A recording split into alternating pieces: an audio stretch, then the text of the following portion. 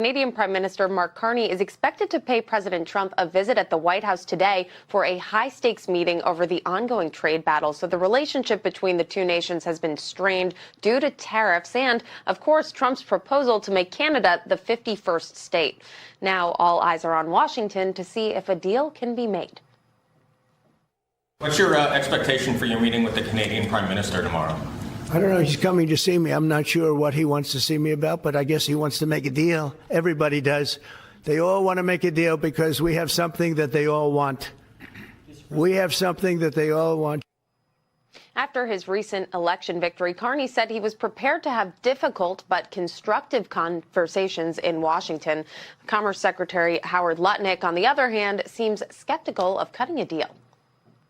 They have been basically feeding off of us for decades upon decades upon decades, right? They have their socialist regime, and it's basically feeding off of America. I mean, the president calls that out all the time. Why do we make cars in Canada? Why do we do our films in Canada? Come on. But it's going to be a fascinating meeting tomorrow. I just don't see how it works out so perfectly. The meeting comes as Democrat governors from 6 U.S. states invited Canadian provincial leaders to Boston to discuss the impact of Trump's tariffs while criticizing the pressure the administration has placed on their relationship.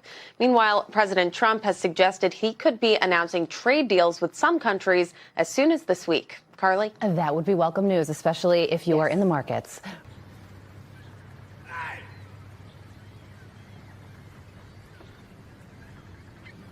Guess what? What? F you, Tony! F you! F you! Hey! Guess what I got in this bag?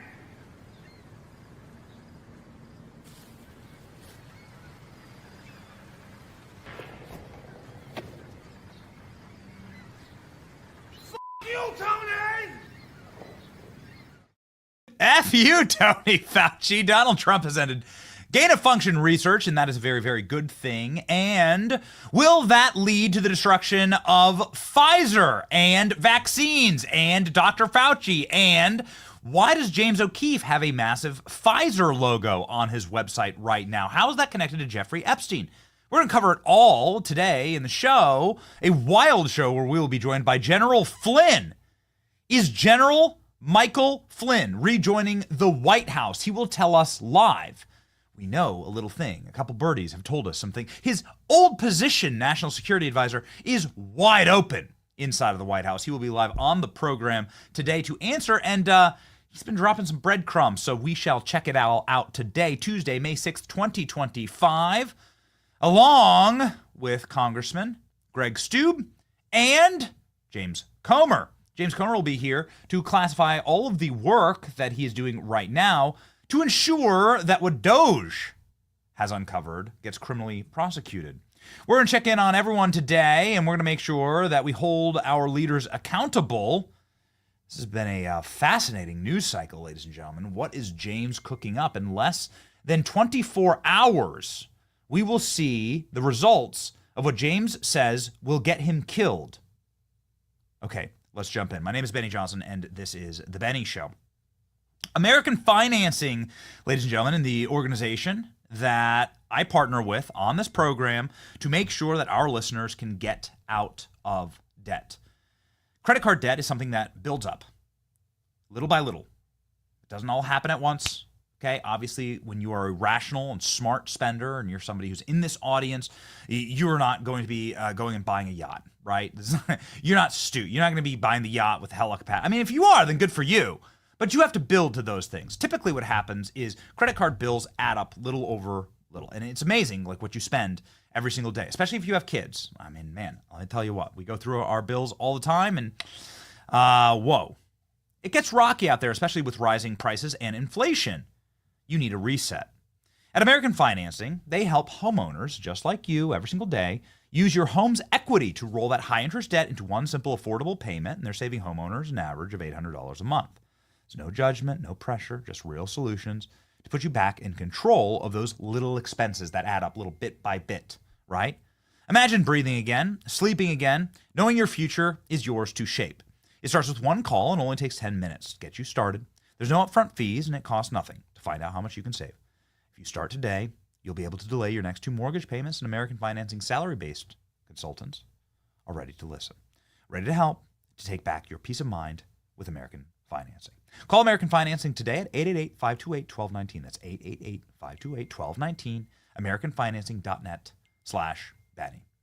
All right, ladies and gentlemen, I want to start with sort of the top line of what we didn't get to cover yesterday, although it was teased out. President Trump halting all gain-of-function research in this country. Now, there's a couple of problems with this, and here's the article, please. Trump orders curb on virus research and blames the COVID pandemic. So, I want to start by saying it was already illegal, right? Like, that's what's crazy about all this. Dr. Fauci, if you go back through the actual timeline of these events, Dr. Fauci was doing this in spite of a ban that Barack Obama put on this style of research. Dr. Fauci was torturing animals, and then he decided to torture all of us, to kill your grandmother, to lock you down in order to rig an election for Joe Biden. That's what all this was about. Let's go back to the very beginning. What's the worst piece of legislation ever passed in this country's history? The Patriot Act. The Patriot Act atomized forever, it should be repealed, atomized forever our Fourth Amendment rights, our First Amendment rights, our ability to have privacy away from the government. It is a scar on the face of our constitutional republic. The Patriot Act is the predicate for so many evils, including government spying, but also government bioweapons programs, which Dr. Fauci was put in charge of. Dr. Fauci was put in charge of the CIA's bioweapons program, and he began to manipulate and tweak little viruses. It really makes you wonder how many of these viruses that we've heard about, whether it's HIV or whether it's bird flu, how many of these like little spring up viruses came from Dr. Fauci? You really got to start asking the questions like, wait a second, if this is what they did for COVID, and oh, by the way, the CIA has now said that COVID did come from a lab in Wuhan, China, and more importantly, they used American soldiers as the first test cases. When there was the military games in Wuhan, that's when they decided to spring this virus on an unsuspecting military population that was all going to travel back to their respective homelands after the games were done. This all happened in late 2019, right in time and right on time to destroy President Trump's economy for the 2020 presidential election, of which Donald Trump was romping. If left to his own devices, we would be already done with a Trump 2-term presidency. But they couldn't help themselves. These people are totally evil. The point is that they created a virus. They did that with American funding. They did that through funding from Dr. Fauci. And they manipulated these viruses to the point that it is so obvious you can see the markers on the viruses themselves. This is why they tried to kill all of the original virus samples. And luckily they were doing this in China, so that became quite easy to shut down all of that research. The original viruses clearly show that what they did was they found a cleavage site where they added a human spike protein to a naturally born bat coronavirus. These bat coronaviruses are not infectious to human beings, but they made them infectious to human beings, and Dr. Fauci was part of it. This is a bioweapons program, and again, it was shut down. This research was shut down by Barack Obama, of all people. Dr. Fauci decided to offshore this with the help of the CIA to China and to Ukraine. That's why there's so many biolabs in Ukraine. That's why there's so many biolabs in China. American tax dollars paid for it. And Dr. Fauci has never apologized. Well, ladies and gentlemen, it's an amazing thing to see a president's administration taking this full on. You wonder why Dr. Fauci gets a pardon. As the last breath of Joe Biden exits the White House, the last thing that happened was a pardon for Dr. Fauci. Now, is that pardon even legal? Can you pardon somebody for no crimes being charged, right? Dr. Fauci hasn't been charged yet with a crime. Can you even do that? Typically, a pardon is, of course, for somebody who's committed a crime, been found guilty of a crime, been charged with a crime. Diddy trial starts today, right? We're going to learn so much about it, about like what's going on. We're going to learn quite a bit about the crimes of our elites in this trial, and we're excited about it. But hey, here we go. So what's going on here exactly?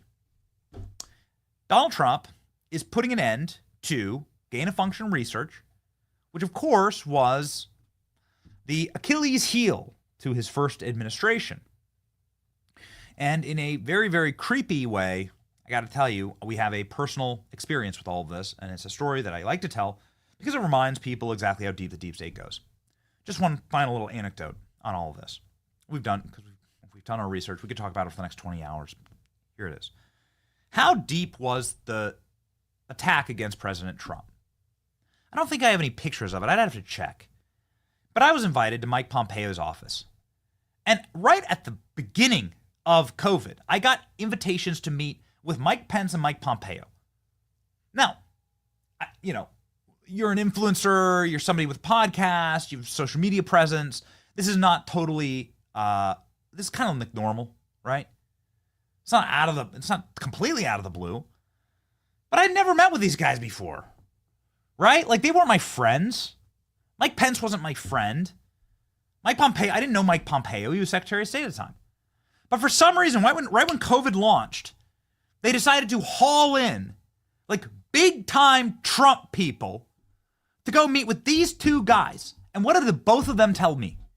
Both of them told me in these secret meetings, these little private meetings, that what's going to happen is we're going to have to shut down the economy. Mike Pence and Mike Pompeo both told me that. Why? Yo, I'm just telling you what happened. And that shocked me. I remember going home to my wife and saying, the most insane thing just happened. You're never going to believe it. But Mike Pompeo just told me that we're going to have to shut down the economy because of COVID? What the hell is this? And lo and behold, ladies and gentlemen, here we are, sitting on the outset of 4 years from the total and complete shutdown of the economy, the destruction of President Trump's first term, and you got to ask yourself, was Mike Pence and Mike Pompeo colluding with the deep state to destroy their boss? Was this treason? Something that we look forward to asking General Flynn. He'll be on the program soon. But like, was this treason? Did they get to them?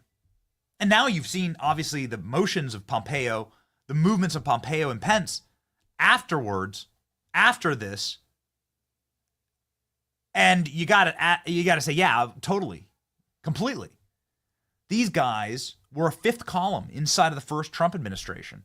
And they were the ones advising the president during this. Mike Pence was the COVID advisor. And they were taking part in a multi-step process via the CIA, the deep state, and the American intel to release a pathogen, a bioweapon, unto the world to destroy President Trump. And then they were the ones on the inside facilitating the policies that would destroy Trump and destroy his first administration. And I know this because I sat in the room with them as they plotted it. Not that I was part of it, but they, such a crazy time. You didn't really understand what was happening. But that's what happened. This is a matter of fact. All right, ladies and gentlemen. President Trump saying, "Not this time, you sons of bitches." Donald Trump signing a executive order banning all gain of function in the White House, and his RFK's commentary on it. Actually, that's quite fascinating, but here's Trump. The first relates to gain of function research. Gain of function research is a type of biomedical research where pathogens are adulterated, viruses are adulterated to make them more potent or to change the way that they function. Many people believe that gain of function research was one of the key causes of the COVID pandemic that struck us in the last decade. What this executive order does, first of all, it provides powerful new tools to enforce the ban on federal funding for gain of function research abroad. It also strengthens other oversight mechanisms related to that issue and creates an overarching strategy to ensure that biomedical research in general is being conducted safely and in a way that ultimately protects human health more. It's a big deal. It could have been that we wouldn't have had the problem we had. A lot of people say that, sir. If we had this done earlier. Thank you. It would have been such a problem if we had this done earlier. RFK going off on this, and I know it's going down. I know it's going like a little bit down the path of too nerdy, but you got to understand how this was used. President Trump was the victim of a bioweapon created and paid for by you and me. Now, RFK, who's doing his very best to prevent the manufacturing of further bioweapons, right, in the form of every conceivable pharmaceutical and experimental therapeutic that was then shoved upon all of us. Ladies and gentlemen, RFK going off in the White House is just a beautiful thing to see. Listen. This was the kind of study that was engaged in by the United States military and intelligence agencies beginning in 1947. By 1969, the CIA said that they had reached nuclear equivalency, that they could kill the entire U.S. population for 29 cents a person. That year, President Nixon went to Fort Detrick and announced a unilateral end to this kind of research, what they call dual-use research, research that was for vaccination and also for military purposes. He then persuaded over 180 countries to sign the Bioweapons Charter in 1973. That basically ended gain-of-function research around the globe until 2002. Or 2001, after the anthrax attacks, we passed the Patriot Act, and the Patriot Act had a provision, a little-known provision in it, that said that although the Bioweapons Charter is still in effect, and the Geneva Convention is still in effect, U.S. federal officials who violate it cannot be prosecuted. And that relaunched a bioweapons arms race, and that was driven by gain-of-function research. In 2014, 3 of those bugs escaped from U.S. labs, and President Obama declared a moratorium on future use, and instead a lot of that research was moved offshore to the Wuhan lab. Well, if you watch the show, you've heard that monologue before. RFK doing it very well there inside of the White House. They created an arms race, a biological arms race, much like the nuclear arms race, to kill us all. Now, what would be the point of killing everyone on Earth? I mean, presumably you'd kill all yourself too. Wouldn't be good. The only point of a biological arms race would be to scare the hell out of other world leaders, potentially do regime change. It's very strange when you look through all of Hunter Biden's emails. Hunter Biden was disbarred today, by the way. Not that anybody gives a damn. Maybe James Comer does, I'm not sure. But when you look through all of Hunter Biden's emails, you'll find that there's so many emails about biolabs in Ukraine. Meadow-Biota, these major pharmaceutical companies, begging Hunter Biden for access to their biolabs in Ukraine. Now, why does America keep some of the deadliest pathogens on Earth inside of such an unstable region right there in Ukraine? Truly begs the question, why Ukraine? Why China? Well, who are America's largest adversaries on the world stage? It would be Russia and it would be China. It's almost like we've created our own little nuclear reactors inside of those countries or on the border of them in Ukraine as a threat. It's like putting an ICBM. It's like putting a dirty bomb inside of the countries. Now, if you're a CIA spook, you could probably see the motility in that. If you're a logical human being, you can say, wait a second, this is going to turn out something horrible is going to happen here. Russia is like rolling through Ukraine, and these biolabs are being captured. The deadliest viruses on Earth are inside of these labs. It's probably a bad idea. It has turned out to be a horrible idea, and an idea that clearly had a purpose. We've played it a million times, and so we're just gonna rip through these. But since we're the only site that decides to look into this stuff, we're the only channel that ever looks into this stuff. Here we go. Dr. Fauci was so sure that his bioweapon plan was going to work against Trump that he predicted it on tape in the year 2017. This is the moment before, literally hours before, President Trump puts his hand on the Bible and gets sworn in. Let's listen to the evil doctor. Is that there is no question that there will be a challenge to the coming administration in the arena of infectious diseases, both chronic infectious diseases in the sense of already ongoing disease, and we have certainly a large burden of that, but also there will be a surprise outbreak. And why can you predict that with such certitude? Have you ever heard any scientist? The dude's been in government service for 50 years. The evil doctor has been doing this for 50 years. You can't find another case. That's 7 administrations. You can't find another circumstance where Dr. Fauci goes on camera to guarantee a surprise freak outbreak in the next administration. And then when his ass gets called on it, Dr. Fauci starts shaking.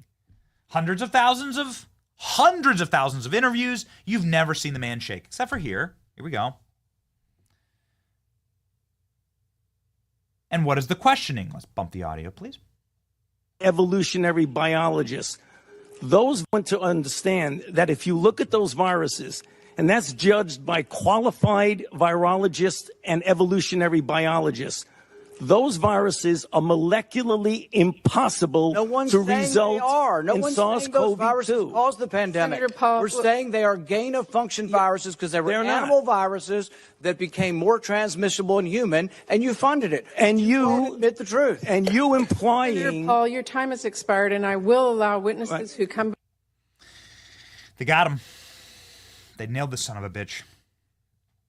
Now, very quickly, Tulsi Gabbard has said in her first sit-down interview since becoming Director of National Intelligence, where she oversees the CIA, where she oversees this style of funding, where she sees this bioweapons program right now. Tulsi Gabbard has said it's time for accountability. It's time to charge Dr. Fauci. It's time to figure out the limits of a presidential pardon. Why not? Why not level the charges? Why not bring the charges first? And then we'll see what happens. So here is the interview, the shot heard around the world. Tulsi Gabbard, who's already referred, I think, dozens of people for criminal prosecution within the deep state. Good for her. Here's Tulsi Gabbard saying, no. What's going to happen next is we've got to actually bring charges and, more importantly, bring them in the court of public opinion. But the thing that we are working with Jay Bhattacharya, the new NIH director, on with, as well as Secretary Kennedy, is looking at the gain-of-function research that, in the case of the Wuhan lab, as well as many of these other biolabs around the world, was actually U.S. funded and leads to this dangerous kind of research that, in many examples, has resulted in either a pandemic or some other major health crisis. Well, let me ask you specifically, because we already know that EcoHealth Alliance was partnering with this Wuhan lab to do gain-of-function research. That's right. We just have never been able to have somebody say, it was that exact experiment that led to this COVID bug. But have we gotten there? What's the new thing that you're digging in on? We are working on that with Jay Bhattacharya and look forward to being able to share that, hopefully very soon. Okay. That specific link. Correct, between the gain-of-function research and what we saw with COVID-19. I mean, that would be extraordinary because, just so the audience knows, if that's true, if it was Peter Daszak's research with the Wuhan so-called bat lady that caused this pandemic, then we did fund it. Then Anthony Fauci helped fund the pandemic. The thing that he denied over and over and over to Senator Rand Paul's questioning. That's right, under oath. Under oath, exactly. So is it any wonder that he sought a preemptive pardon for anything during a certain period of time by President Biden before he left office? And then strong-armed and smeared people like Dr. Jay Bhattacharya, anybody who came out and said, I don't know if that's natural. This actually smacks of lab. And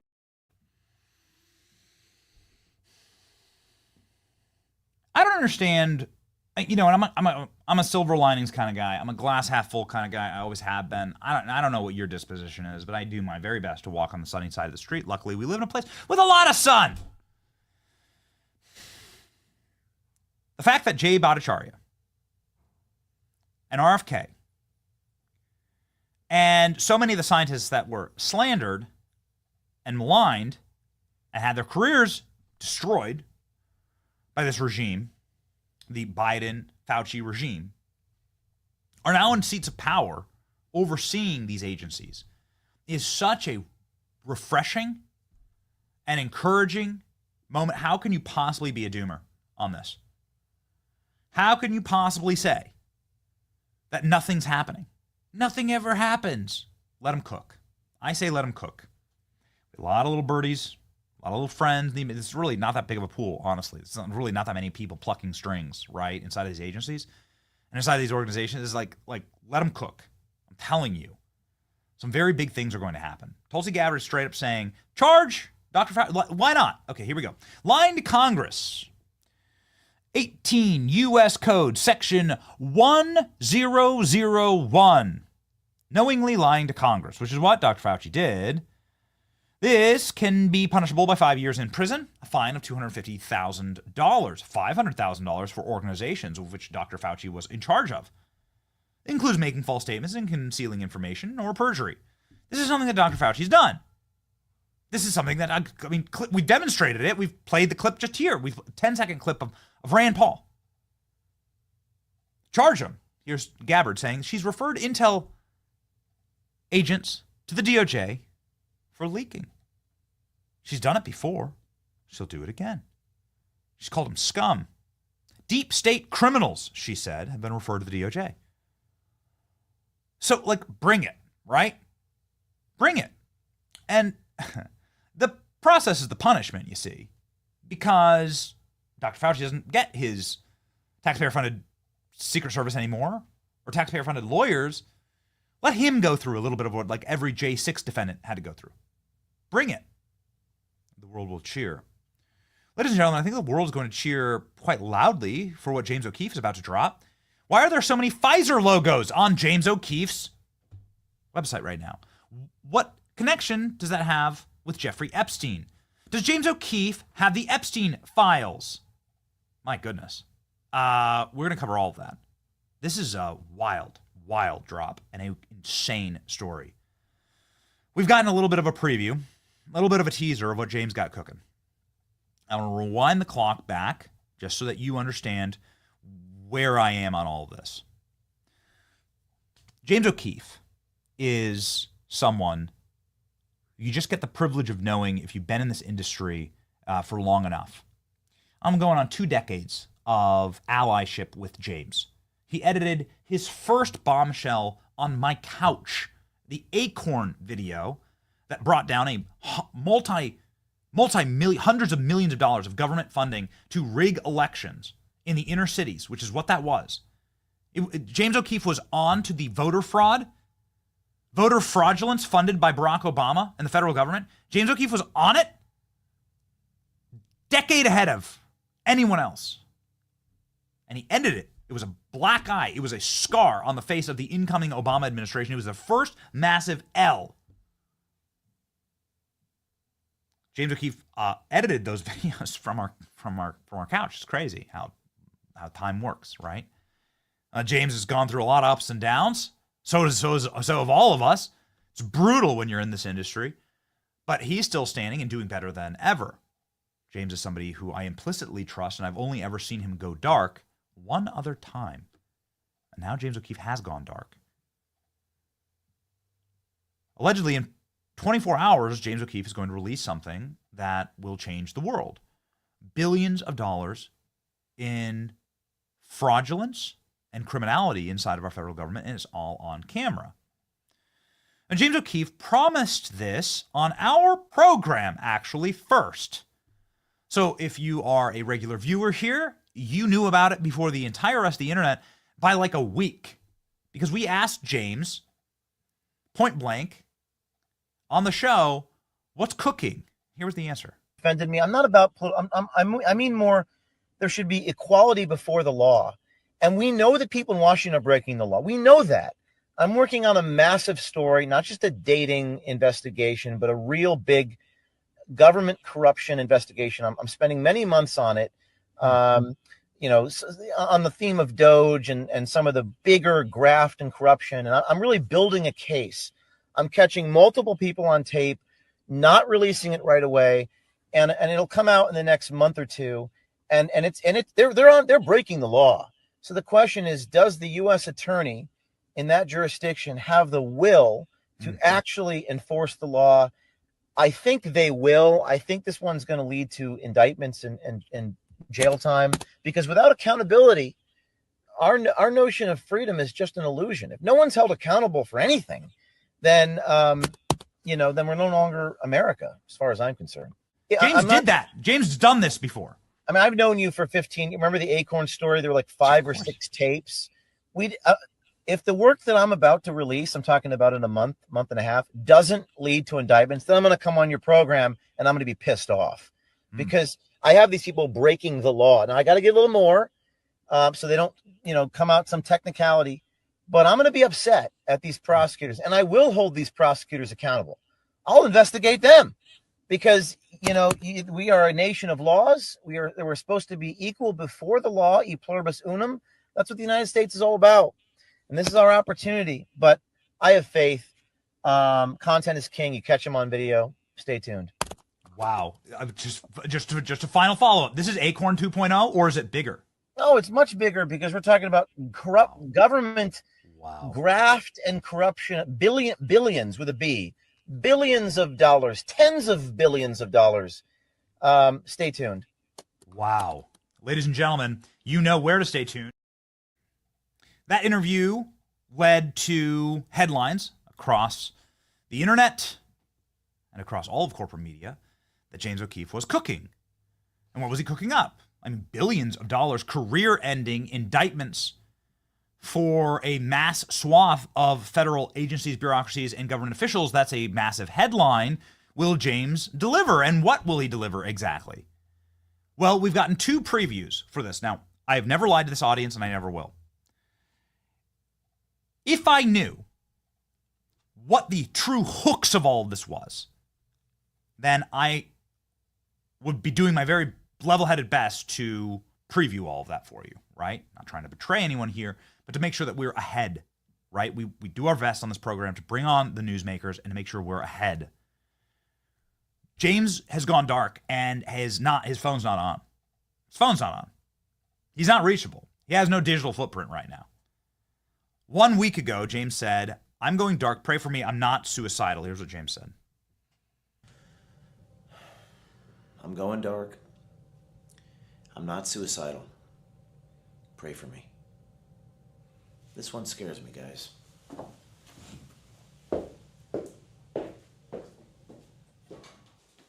That's it. This one scares me. I've never seen him do anything like that. Seen him go dark on one other project when he was exposing a CIA official. That CIA official said that the CIA was withholding information from President Trump. He was bragging about it. That guy eventually was fired. The CIA confirmed it, and now they're potentially pressing charges against him. This is treasonous activity. That's the only other time I've seen that. So what does James have cooking? The first preview of this dropped yesterday in just a short 8-second clip. That's wild. Let's watch the full thing, and then I'm going to break it down for you and show you a couple of Easter eggs here that I think a lot of people missed. Go.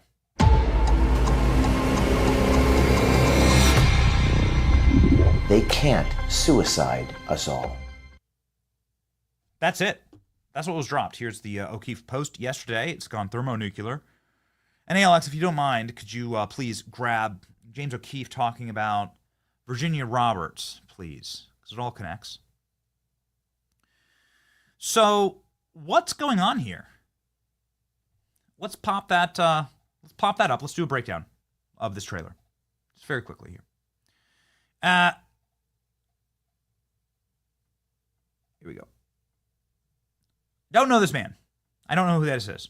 There's a man who is screaming at James here in front of some type of colonial home, some type of beautiful property location. I'm not sure exactly what that is. Producers, if you know, if you recognize this, let me know. Comment, chat, if you know, let me know. Pfizer. Okay. That's the first massive logo right in your face. Here's R.C. Maxwell. He's one of the investigators with James. He's sobbing. Why is he crying? What's going on there? This is James looking pensive. And then we have Epstein with Prince Andrew. What the hell's going on here? Well, Prince Andrew just punched a ticket of Virginia Roberts. Virginia Roberts is the foremost Epstein victim, the most famous Epstein victim, who, according to her own father and lawyer, was suicided in the Australian outback just a couple of weeks ago. I haven't seen any photo. I haven't seen any evidence, but that's what her dad said. Her dad said there's no way that she committed suicide. And her lawyer said the same thing. Who would want Virginia Roberts dead? Well, the royal family had a multi-million-pound settlement with Virginia Roberts because she was sex trafficked to the royal family, to that man right there. His name's Prince Andrew. He's the brother of the King of England.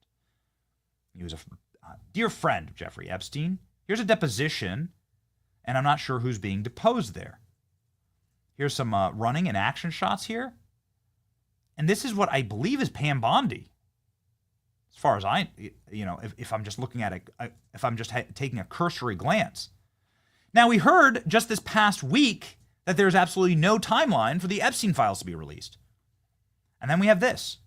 This is a photo of this is a moving image of Prince Andrew at what I believe to be Epstein's mansion on the Upper West Side in New York, the famous mansion that was wired for sound, where Virginia Roberts said that they filmed everyone from Bill Clinton, heads of state, heads of intel agencies, Ehud Barak, the prime minister of Israel.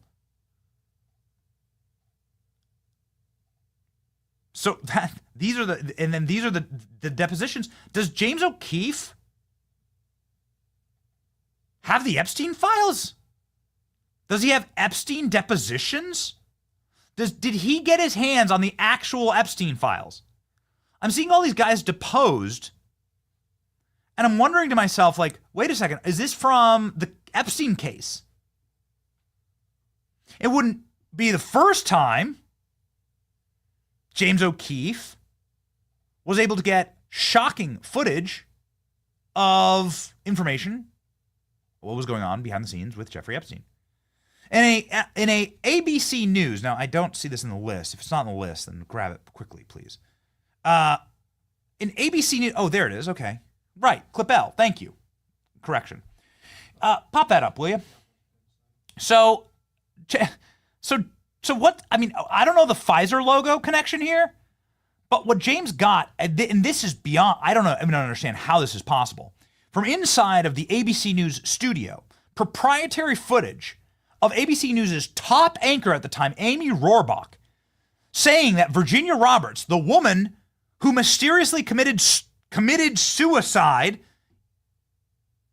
or was suicided, if you are to believe her lawyer and father, which we are certainly apt to do, who James O'Keefe posted this screenshot of her saying she's not suicidal. This is from a few years ago, but nonetheless, I'm not suicidal, and there are powerful people that want me dead.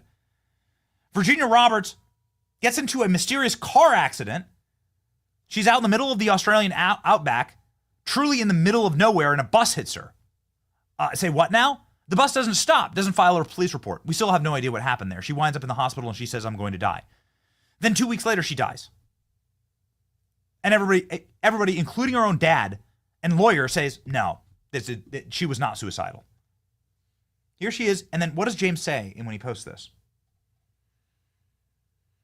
I think that it's time for citizen journalists to release more on Epstein. If they're going to kill us, they're going to have to kill us all. Coming soon. Well, lo and behold, we get this teaser from James that includes Epstein, that includes depositions about what was going on with Epstein.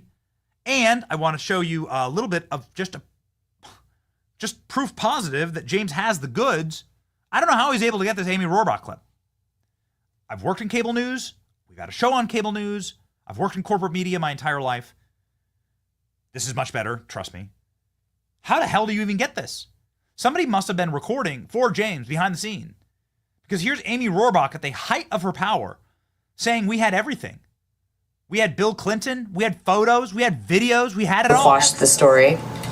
And then Alan Dershowitz was also implicated in it because of the planes. She told me everything. She had pictures. She had everything. She was in hiding for 12 years. We convinced her to come out. We convinced her to talk to us. It was unbelievable what we had. Clinton. We had everything. I tried for 3 years to get it on, to no avail, and now it's all coming out. And we had Clinton. We had everything. I tried for years to get it on. We couldn't get it on. Well, why? who was in charge of ABC News at the time? The same executive producer that was in charge of ABC News in this time when he was protecting what would be a Hillary Clinton run for president moved over to Congress to run the January 6th committee hearings against Donald Trump. That sounds stranger than fiction, but it's true. Can you please look up that guy? His name off the top of my head escapes me. Paul Goldstein? Okay. Paul Goldston. Moved over to run the J6 committee and produce those hearings. Well, would you look at that? What a interesting coincidence. Are there any coincidences? What is James about to release? Does James have the Epstein list? What could it possibly be? Now, we know that there have been multiple scalps that James has pinned to his wall, including one guy who was a deputy director at the Pentagon. That happened last week. That was on camera talking about treasonous activities against President Trump. But I don't think it's that. I don't think it's like, dumb, horny guy goes on date with a DC-3 and gets nabbed. I don't think so. I think it's so much bigger than that, based on what James has told us. One final thing that I want to talk about here before we jump in, because it just leads directly into our conversation with the great Chairman James Comer. James O'Keefe, and this is just a play-beside, please. James O'Keefe has done an enormous amount of work exposing Act Blue. Act Blue is a fundraising juggernaut that has clearly been used by the Democrat Party to funnel unspeakable amounts of illegal donations to Democrat candidates. And this has been exposed by James. And if you're talking about billions of dollars of corruption, could this be it? Could this have some connection to Pfizer? Could this have some connection to Big Pharma? We're not sure. The Pfizer logo kind of throws us, quite frankly, in this.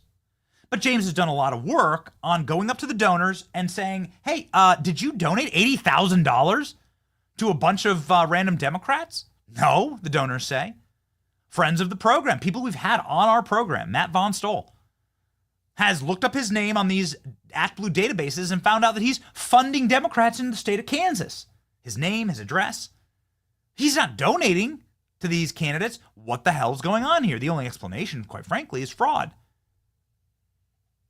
And this is something that James O'Keefe has exposed. Does this have potentially a thread? Is there a tie-in here? Where's Epstein live here?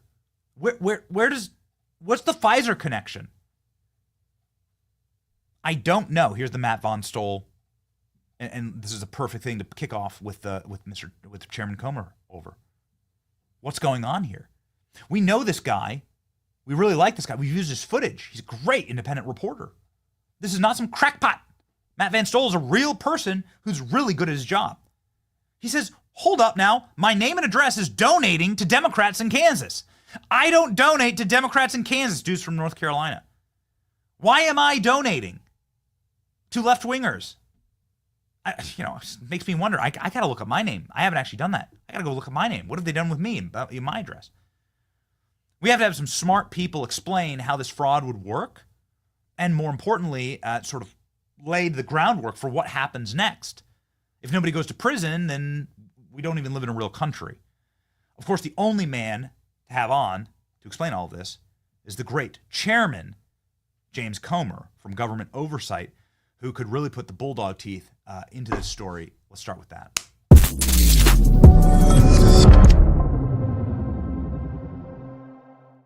The Kentucky Bulldog. How was the races, Mr. Chairman?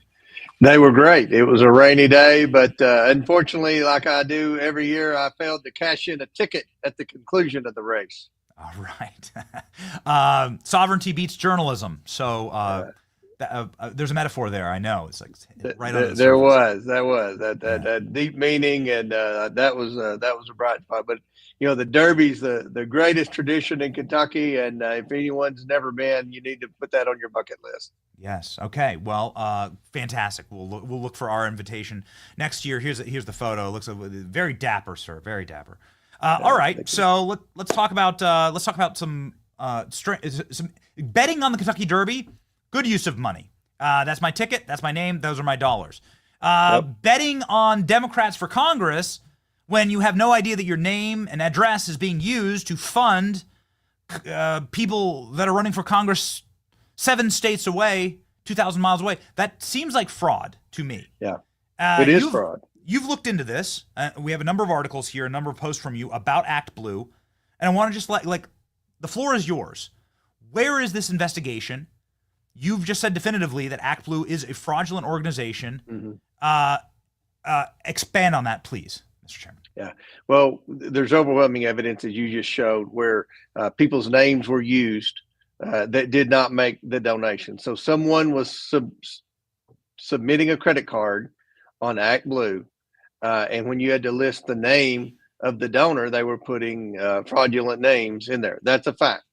We don't know how many. We're trying to accumulate that.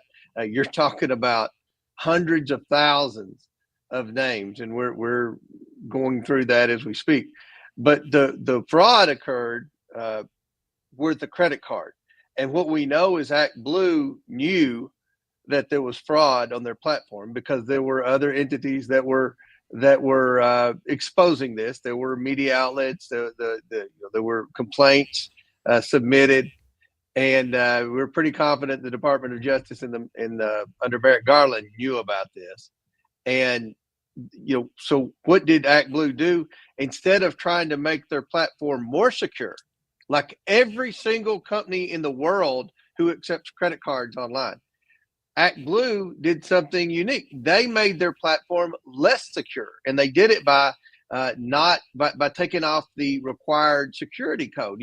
When you make a credit card purchase online, you have to put your credit card number, then you have to turn it around and put that 3-digit security code on the back.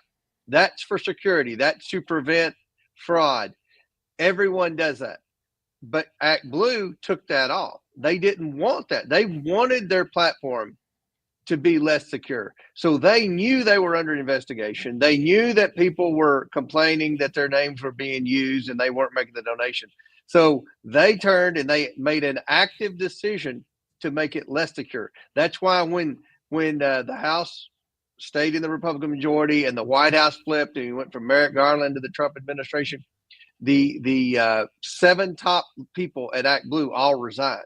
Now, remember, you can say, well, the Democrats had a bad day on election day.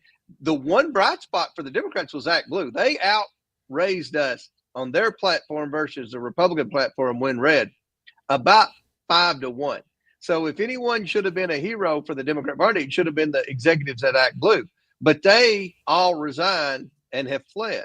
So where we are in the investigation, Pam Bondi has announced that the Department of Justice is actively investigating this. We're working with a couple of other committees. And what my role in the investigation is, we're going through the bank violations, trying to trace the money, just like we did in the Biden investigation. And it's very difficult because you're using credit cards that weren't in the right people's names. So, this is going to be a big story, but it's going to take, it's taken a little while to trace the money. So it just seems like, on its face, you could immediately begin leveling charges, especially just by finding one case, right? You could say, well, you're facilitating fraud. So here's somebody who didn't donate. There's a million stories like this, but here's somebody who didn't donate this money, and this is the money that's landing in their name. I mean, and this is going towards a federal election. So I think you could just ratchet up charges like crazy in this scenario. I guess I'm wondering, like, you're saying it's going to take a very long time. So is Act Blue going to just going to be able to funnel another $1 billion in the next election that comes from Iran or China or Russia or whatever? We haven't seen Act Blue's numbers. So I would make a prediction that they're way down. But at the end of the day, when you're talking about making charges, who do you charge? You can't charge the person whose name was fictitiously used. They're a victim. Where did that money come from? That's the hard part. It was from a credit card, and trying to determine the name of the credit card wasn't a real name.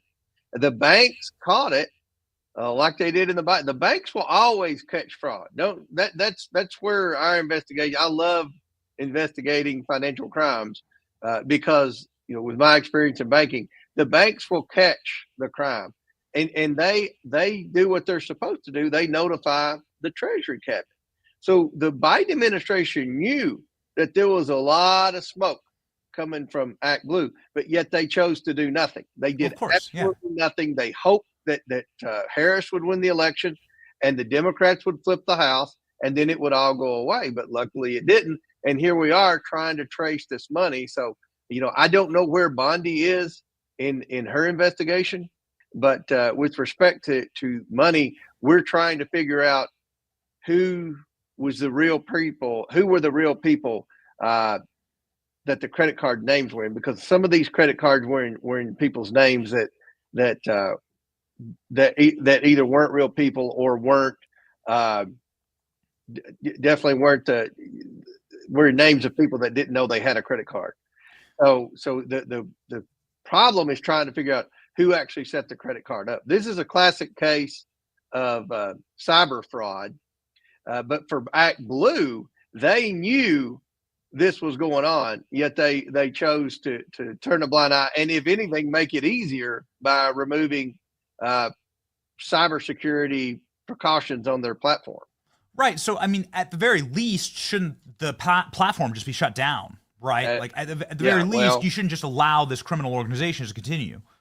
I think that's great. I don't have the ability to shut them down. Pam Bondi does. And hopefully she will move on that, because this is a bad situation, and this is going to be like the Biden investigation. It's not just the crimes the Biden did; it's the cover up. The government knew about it. The government knew about the Biden. The government knew about Act Blue, and this is very serious, because did the money come from overseas, which is a clear violation of campaign finance? It's not just a violation. Yes, they violated campaign finance, putting the donations in fictitious names. I'm sure whoever was donating the money far exceeded the maximum contribution limits. They violated the reporting requirements. But also, if that money came from overseas, that's a whole nother level of criminality involved in this. Yeah, absolutely. I mean, we remember half of President Trump's first administration getting thrown in prison because they accepted a cocktail one time at a bar, right? Yep. A maraschino cherry. And then you have this, which is fraud at scale. And you just got to ask a question, at the very least, shut down the problem first, because right now, hypothetically, actually not hypothetically, in reality, this organization is funding your opponent. Yeah. This organization is currently continuing to money launder into the Democrat campaign. What? Shut it down. Yeah. It's like the border, right? Shut it down first and then deal with everything afterward. Yeah. But shut the problem down first. I don't understand why it's taking so long. Yeah. Well, that's, I share your frustration with some of the stuff, with the Department of Justice. We're very anxious, like you are and like your viewers are, to see some accountability here. And again, the accountability player right now is the Attorney General, Pam Bondi. But, with respect to the concern about elections, fortunately, at this particular time, there's not a lot of donation activity in politics right now. There are no big elections that are in the final months. The big elections are next year in 2026. You've got a bunch of governor's races. You got control of the U.S. House, control of the U.S. Senate. So the donation activity will spike somewhere around February of 2026. So in Pam Bondi's defense, she has a few months here to put together her case, because I'm sure it's going to be a big dealing to try to deplatform Act Blue, because they will appeal, and how our luck is going with the courts right now with these liberal judges. But hopefully there'll be some accountability. I'm pretty confident there will be. I want to know more than anything who was sending all this money. We all have suspicions. There's one name that keeps standing out, and I'm not allowed to say it, but you know what I'm thinking, Benny. At the end of the day, we want to try to, on our end, on the oversight end, to try to trace that money to the real sender. So obviously, when Kamala Harris announces, she was just on the heels. And I don't think people remember this, because the news cycle is the life of a house gnat. But in the beginning of the summer, just last summer, less than a year ago, the conversation was, let's kick Kamala off the ticket. She's the most ineffective and stupidest vice president we've ever had, and she's dumb, and she's going to drag us down. That was that was a full conversation. We can find the CNN panels, we have the clips, we have the articles. And then in 3 weeks' time. They flipped that to Kamala Harris raised $1 billion overnight.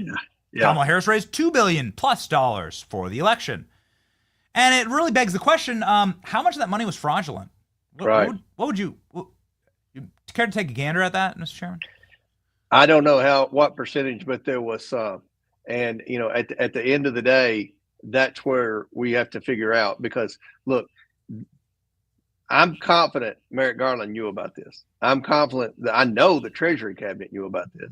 You know, why wasn't anything done? They kept this under wraps, hoping that the left-wing media and their awful polling was right, and that Kamala Harris would be the next president, and the House would flip, and Hakeem Jeffries would be chairman, or would be Speaker of the House, and Jamie Raskin would be chairman of the committee, and he could turn this around and somehow launch some investigation into Trump. At the end of the day, this is the best thing that happened with respect to holding Act Blue accountable was Trump winning the presidency and the House staying in the Republicans' hands. So you've got an investigation that's moving forward. The Act Blue people never would have resigned. You know, it's just like when Joe Biden pardoned his entire family as his last act as president. That was an admission of guilt. When the entire top 7 people at Act Blue, after by any standards, a successful fundraising campaign, all resign and head for the hills without any comment or anything else. That's an admission of something bad. So hopefully we'll be able to put the pieces together. But this is something that is ongoing, and you've got multiple committees in the House as well as the Department of Justice all on it. And it's hard to trace money, especially with the credit cards. This is going to be harder to trace than the Biden investigation with those shell companies and all the LLCs and all the different bank accounts. When you're talking about credit cards that can be applied online, this is why I'm not a fan of online banking, because you know you can be a fictitious, you can do a whole fraudulent thing. When you go into a bank, you have to be a real person. There's security cameras in there. They got you on video. This online stuff, man, you can have some kid from some third world country that I probably couldn't find on a map, creating an account in Benny Johnson's name, making donations to every Democrat in America on a platform. I mean, this is a lot more complicated money scheme, and it's smaller amounts. You know, it's you know, you're talking about $100 amounts and $50 amounts.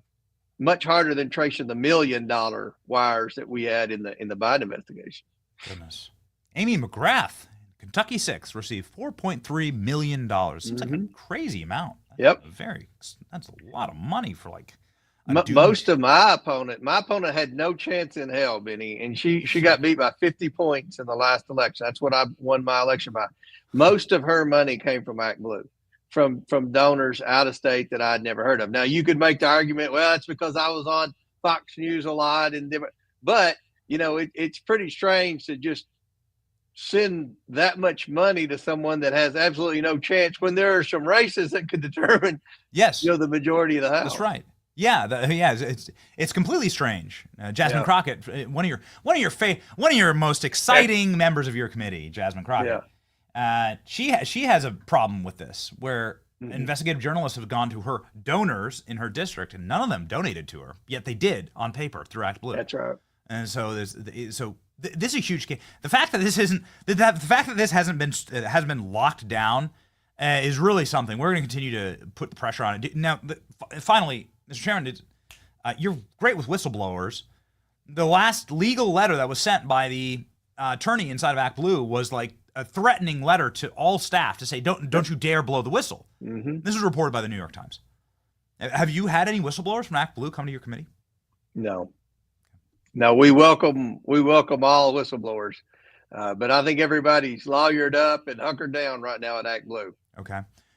What's next? I mean, we did a little bit of a preview on the Epstein files. Obviously, that's like finding a unicorn in Washington D.C. You have come on and talked about that on this program, just for the sake of transparency, which is very big for you. And so, in closing, any motion on that? Any movement on that? We hear that there's a timeline now. I hope James has the Epstein files, because I don't think the Department of Justice has them, or at least the Attorney General does not have them, or she would have turned them over. The President ordered them released. The Attorney General ordered them released. We all know they have not been released. And one of my biggest fears that I had, and I expressed this with Kash Patel and a lot of people, Stephen Miller, and a lot of people going into the new administration. I'm like, I hope they're not shredding documents right now. This was a few weeks before the transition. I said, I hope they're not shredding documents, but you all need to go on that first day and try to get all this stuff released, because, my fear is from what I've dealt with in investigations and in communication with this deep state apparatus, is they're probably in there shredding documents as we speak. So hopefully someone has a copy of that. And I hope we find out, because our task force has done everything, led by Anna Paulina Luna. You had her on your show many times. I mean, she's relentless. She's persistent. She's pretty frustrated right now that these files haven't been released, even though the President and the Attorney General have ordered them released. But, it's like I told Anna the same thing I told Patel and everybody else. I'm like, you assume that somebody in the deep state said, okay, we'll just put these in a file back here, this incriminating evidence on everybody, and maybe the next administration can do whatever they want to do with it. That's unfortunately the way it's supposed to work, but it hasn't worked with this deep state. So they're just going to let the incriminating evidence sit there smoldering that could put them all in prison. Yeah, right? I wish they should. That's what they're supposed to do. But you and I have dealt with them, Benny. You've covered the deep state as well as anyone. I mean, they cover their tracks, and it's just hard for me to believe they're going to leave incriminating evidence if the government was involved. If the government wasn't involved, I don't think they would have any reason to protect Bill Clinton or Hillary Clinton. They're never going to be elected anything again. I don't think they would have any reason to protect Bill Gates or anybody else. The concern I've always had about the Epstein file was the government involved. Did the government know? Was the government using Epstein and the videos to blackmail the most influential people around the world? If that's the case, then they knew there were victims of sex crimes there, and they did nothing. So that's the concern I have. If the government covers this up, I don't believe it's because of any love affair or affection for the Clinton family, just like I never believed they were hiding and covering for the Bidens because they loved Joe Biden. It was because they hated Donald Trump, and they didn't want their agencies to be disrupted. The same thing with the Epstein files. I don't know this, but my concern is that the government may have known a lot more and may have been an active participant, maybe with the intentions of intelligence gathering. Who knows? But at the end of the day, I don't think the American people would be okay if the government knew that crimes against young women were occurring, and yet they did nothing to intervene. So you believe it is your contention, in closing here, that the government doesn't have any files, and that this has been a shell game that was potentially played against the Trump administration, and that they had the right motivations, but that everything has been either shredded, deleted, gone forever. I don't know. I think the government had information. I don't know if it still exists. We have the photos, Mr. Chairman. We have the FBI photos of his apartment. We have photos of boxes that are marked evidence, not by the FBI, but by Epstein. Boxes of hard drives and tapes and CDs. I mean, they're all available. You can see them. They've been published a million times. They're the government's photographs. And they always use the excuse, well, there's an ongoing investigation. Yeah. And they're still using that now. But it's been a long time, and they've had plenty of time. And people keep disappearing that were key witnesses in this case. So the time to release that information is now. The president has ordered it. The attorney general has ordered it. Either they're disobeying the president and the attorney general, or the evidence is no longer in existence. There's no in between. There's either or. You're exactly right. People are disappearing. One final thought on this. Matt Gaetz, I know is a dear friend of yours, was on the program, made a lot of news saying that he thought he knows that the American government allowed a foreign government into the federal prison system to get rid of Epstein and turned off the cameras and the lights. Have you Could heard be. anything like that? I don't know, but I would say, Matt, if he said it, he has a good source. All right. Hey, Well, if Matt were Attorney General, we know it. We already have some of these files, I think. So I'm all about that. well, you know what? Here's to more transparency. It's been such an interesting run, and I really do hope that maybe James does have the files. We'll see. I hope so. This entire little teaser had all of had Epstein all over it. Ladies and gentlemen, the man who's all over government oversight and rocking and rolling, the man who was personally behind every revelation we learned about the Biden crime family, was because of the dogged efforts of James Comer. He doesn't get the kind of credit that he deserves, but he'll get it on this program. You all know him, love him, and you should follow him. 250,000 Americans already do. The great Jamie Comer. Thank you, Mr. Thank Chairman. you.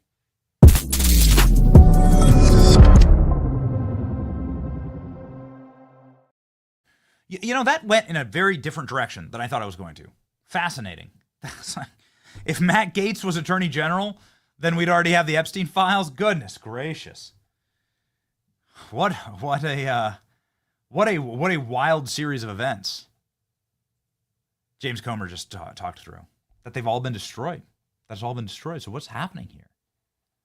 What are we looking down the barrel of? There it is. There it is. Yeah, there it is. Grab that. Put that up. There.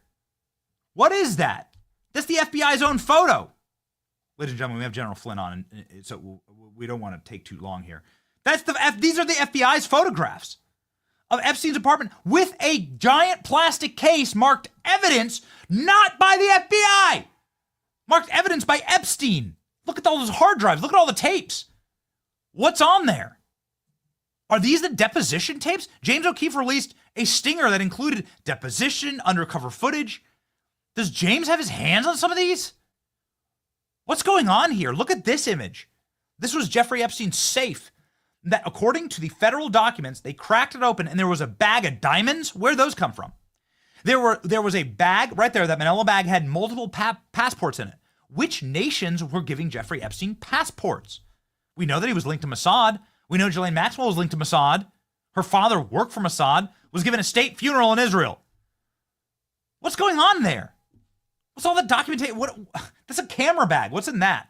Where are all the diamonds? Look at all these tapes and hard drives. In his safe? What tapes and hard drives exactly are in his safe? You haven't seen any of this. We've seen nothing. Makes us angry, ladies and gentlemen. It makes us angry. Ooh, boy. We're going to talk about this with General Mike Flynn. We're very excited about that. First, I do want to tell you about something that I'm excited about in my backyard. I should bring a photo. I should bring a photo. I got to bring a photo, actually. Because we planted the trees.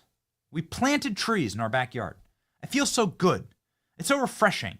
We got orange trees. We got lime trees. My wife has a little garden. Ladies and gentlemen, Fast Growing Trees. It's the biggest online nursery in the United States of America. Thousands and thousands of Americans are planting thousands. 2 million happy customers are planting thousands of trees throughout this nation. It's very good to have trees. It's one of my biggest problems with like the way that they do development these days. They cut down all the trees. They just like put houses in cul-de-sacs in a soybean field. Like, no. First off, the trees are very, very good for you and good for us, good for our children, good fresh breathing air. But also, they're beautiful. And it's something that you want to be uplifted by. And I live in a neighborhood with a lot of really old, like stately trees. And I love that. It's what attracted me to that neighborhood. Anyway, you should be planting trees. Whatever plants you're interested in, fast-growing trees, they have you covered. Find the perfect fit for your climate and space. Fast-growing trees makes it easy to get your dream yard. Order online and get your plants delivered directly to your door in just a few days without ever leaving your home. Their Alive and Thrive guarantee ensures that your plants arrive happy and healthy, and their trained plant experts can make sure that you get those plants planted so that they will be living and growing well after you're gone. Ladies and gentlemen, that's what I'm thinking about. The spring time right now is a perfect time to plant, and there is a deal going on that we have exclusively with our show, 15% off your first purchase at Fast Growing Trees with the code Benny at checkout. That's an additional 15% off fastgrowingtrees.com using code Benny at checkout. Fastgrowingtrees.com, code Benny. It's a perfect time to plant. Use Benny to save today. Offers valid for a limited time. Terms and conditions apply. Go to fastgrowingtrees.com for more details. All right. Ladies and gentlemen, here we go. I am very, very excited about our next guest. Speaking of somebody who's, who's been growing in the eyes of Americans, I posted this image just recently of a man who is behind the glass, who maybe President Trump needs to break the glass. I'm not sure. Let's see what we can break here with the great General Mike Flynn live on the program.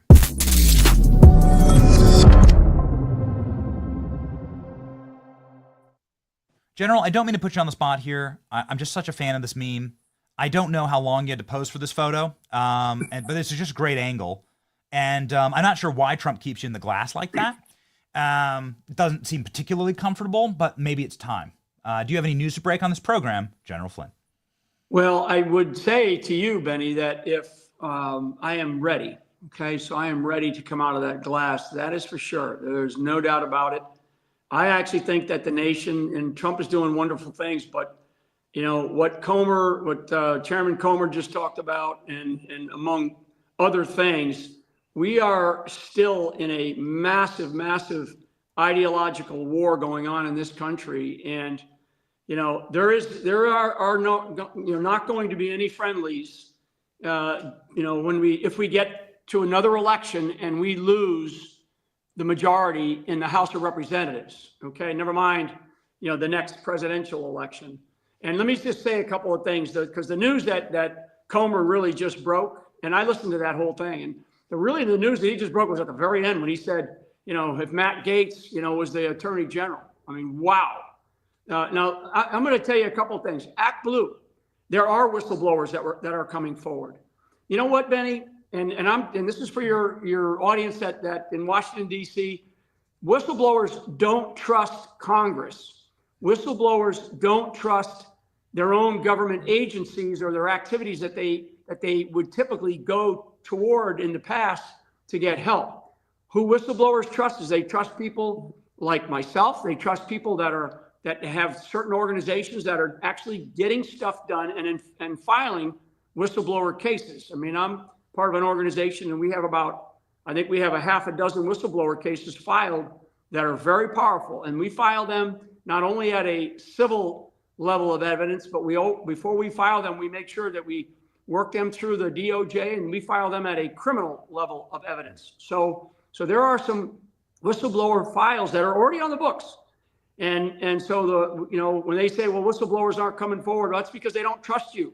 And I love Comer. I mean, that's not a slam on Comer. This is trust. This has to do with trust. A couple of other things, destruction of evidence. Okay. So if it is determined that somebody destroyed evidence, it's simple. In 1 second, we can find out exactly who was the last point of touch of that evidence. And then you begin there, because every single person that touched that evidence, you know, especially the last point, which is very easily discoverable, you start there. And I can tell you that a lot of this evidence, it's not destroyed. Believe me, it is not. When they say it's destroyed, it's not destroyed. They have it. I guarantee they have it. So now we got to go dig into the bowels of these deep state organizations. And this is the kind of stuff that the American people, I'll speak for myself, but I'll speak for millions of people that I know that certainly follow the kinds of things that I put out. We're not going to stand for, well, the evidence has been destroyed. Okay, then, you know, Department of Justice, drag somebody in, you know, by the short hairs and hold them accountable and start right from the top. You know, he just mentioned Garland. He just mentioned, you know, possibly Ray, and he mentioned a couple of names there. And so these are the kinds of things that have to happen. From back to your question about the glass, right? I mean, you know, this is one of these places now where, you know, and I feel for Marco Rubio, because I'm a big fan of Marco Rubio, and I think Marco Rubio has been actually a vastly better diplomat than you know. Always thought he was a good senator, but he's been a really good diplomat. He's been a really good Secretary of State. But to put him into the position of National Security Advisor, dual-hatted, it doesn't work that way. So where does he go? I can tell you, because I get it all the time. People reaching out to me from all over the world saying, I got nobody to talk to, because we don't have ambassadors out there, right? We got to get ambassadors confirmed and put into place. for every country that's out there, there's not only a foreign minister, but there's also a national security advisor. And there are many countries around the world right now that want to be on Team America. I know this. I know this for a fact. The Southern Hemisphere, countries across Africa, many in Southeast Asia, they want to be on Team America. And they're like, they're picking up a phone and nobody's there to answer. And what I mean sort of metaphorically is that there's nobody out in our embassies. The Secretary of State is a busy man. The National Security Advisor is non-existent right now. People have other things that they have to do inside of the White House. I know the president. I'm a big fan of Stephen Miller and said Stephen would be terrific, as President Trump has said. I'm putting it into the perspective, Benny, of we're running out of time every single day that goes by, and then we talk about this nonsense about Epstein and the destruction of evidence and Act Blue. I can tell you, there's whistleblowers coming out of Act Blue. I'll leave it at that. Okay. You mentioned Kamala Harris, and because I already saw today, like where people are starting to talk about, the next ticket for the presidential election, right? Stop. I want to tell the American people, we have to stop that. We have so much to fix right now, Benny, in this country, domestically and overseas. We can't be worried about who's going to be the next ticket. I can tell you, on the left, it's not going to be Kamala Harris. I've already been in conversations where they're bubbling up, Cory Booker out of New Jersey to make him appear as though he's more moderate. Okay, he's more of a moderate guy. But I don't even want to talk about the next elections. I mean, the congressional elections coming up. Okay, we can start to banter there and start to line people up. But we better be ready to have some things to show, because I love, I've been one of the biggest advocates for Donald J. Trump, and I will continue to be his biggest champion. There's nobody out here that has fought harder for him or stood up for him in a much different way than anybody else in this country. And I'm telling you, it's one thing to sign a bunch of executive orders, but when you take that executive order and you now hand it over to the Department of whatever, the Department of whatever is going to go, okay, and they're just going to go, all right, let's, we'll work on it. We'll do some white papers. They are not going to execute unless you have people, down into their knickers telling them this is what you're going to do. Execute this, right? Where am I today? I'll give you a little hint of where I'm at today. I'm in a place today where we are in the process of examining how the cartels are now using alternative measures, because the border's closed, so they can't physically carry all these drugs over, which they were carrying over physically. Guys carrying over barrels, bags of this stuff. Now they're bringing them in through various, like using produce, like blueberries, watermelons, avocados, right? So those prices are going to go up, because what they're doing is they're bringing in the drugs using those routes. Okay, this is how these guys think, and I call them rat lines. And the reason I know a lot about this is because we did this in the Middle East for years, where we built up how these guys, these foreign fighters who are coming in, they would use these rat lines. It's the exact same methodology. It's the exact same process. So we have drugs still entering this country. Why, Benny? Because there's somebody sitting around a big oak table in a giant building somewhere in some state capital or in Washington, D.C., that's making decisions to enable this to happen, because this is a multi-billion-dollar market. And back to Comer. Hey, I think he's probably one of the toughest, one of the best guys we got. But I haven't seen anybody bringing in any of these people to investigate them. I haven't seen any committees. I haven't seen Jim Jordan holding committee hearings to drag all these people in. Why not? If some of these people have had pardons, 8,000 pardons by Biden, 8,000. This is insane. So why doesn't our committees bring in some of these people? If they got their pardon, and put them under oath and tell them this is, we need, because they can't say, "Oh, I'm going to take the fifth." They gotta say what they're asked. They got to tell the truth, right? So the American people are now at a point in time where, okay, we understand that some of this stuff takes time. That's kind of was the other point of Comer. These investigations take time. You know, some of this stuff is very well known. I mean, we have hard evidence of Russiagate, Impeachment-gate, you know, gate this, gate that, hard evidence. You know, the Epstein files. Don't tell the American people it's all been destroyed. Bullshit. If it's been destroyed, Benny, then they better have somebody in handcuffs showing up to, you know, to whatever court, you know, that the Department of Justice, needs to bring these people into. And back to national security, because this is my thing. And national security right now is at risk, okay? Because China, and I'll just use China, and I'll wrap the bow here, all right? China just got the position, okay, the Organization of American States. Nobody even pays any attention to this. Organization of American States just had the election. The building for the Organization of American States is 2 blocks down from the White House. The guy that is now the head of the Organization of American States is so aligned to China. He might as well be, in fact, he is in their pocket. So that's the Southern Hemisphere, all right? So the Southern Hemisphere of this country, where the Chinese are all over the map. And, you know, I know in other media, they're talking about, you know, what Cuba's doing, what the Chinese are doing in Cuba.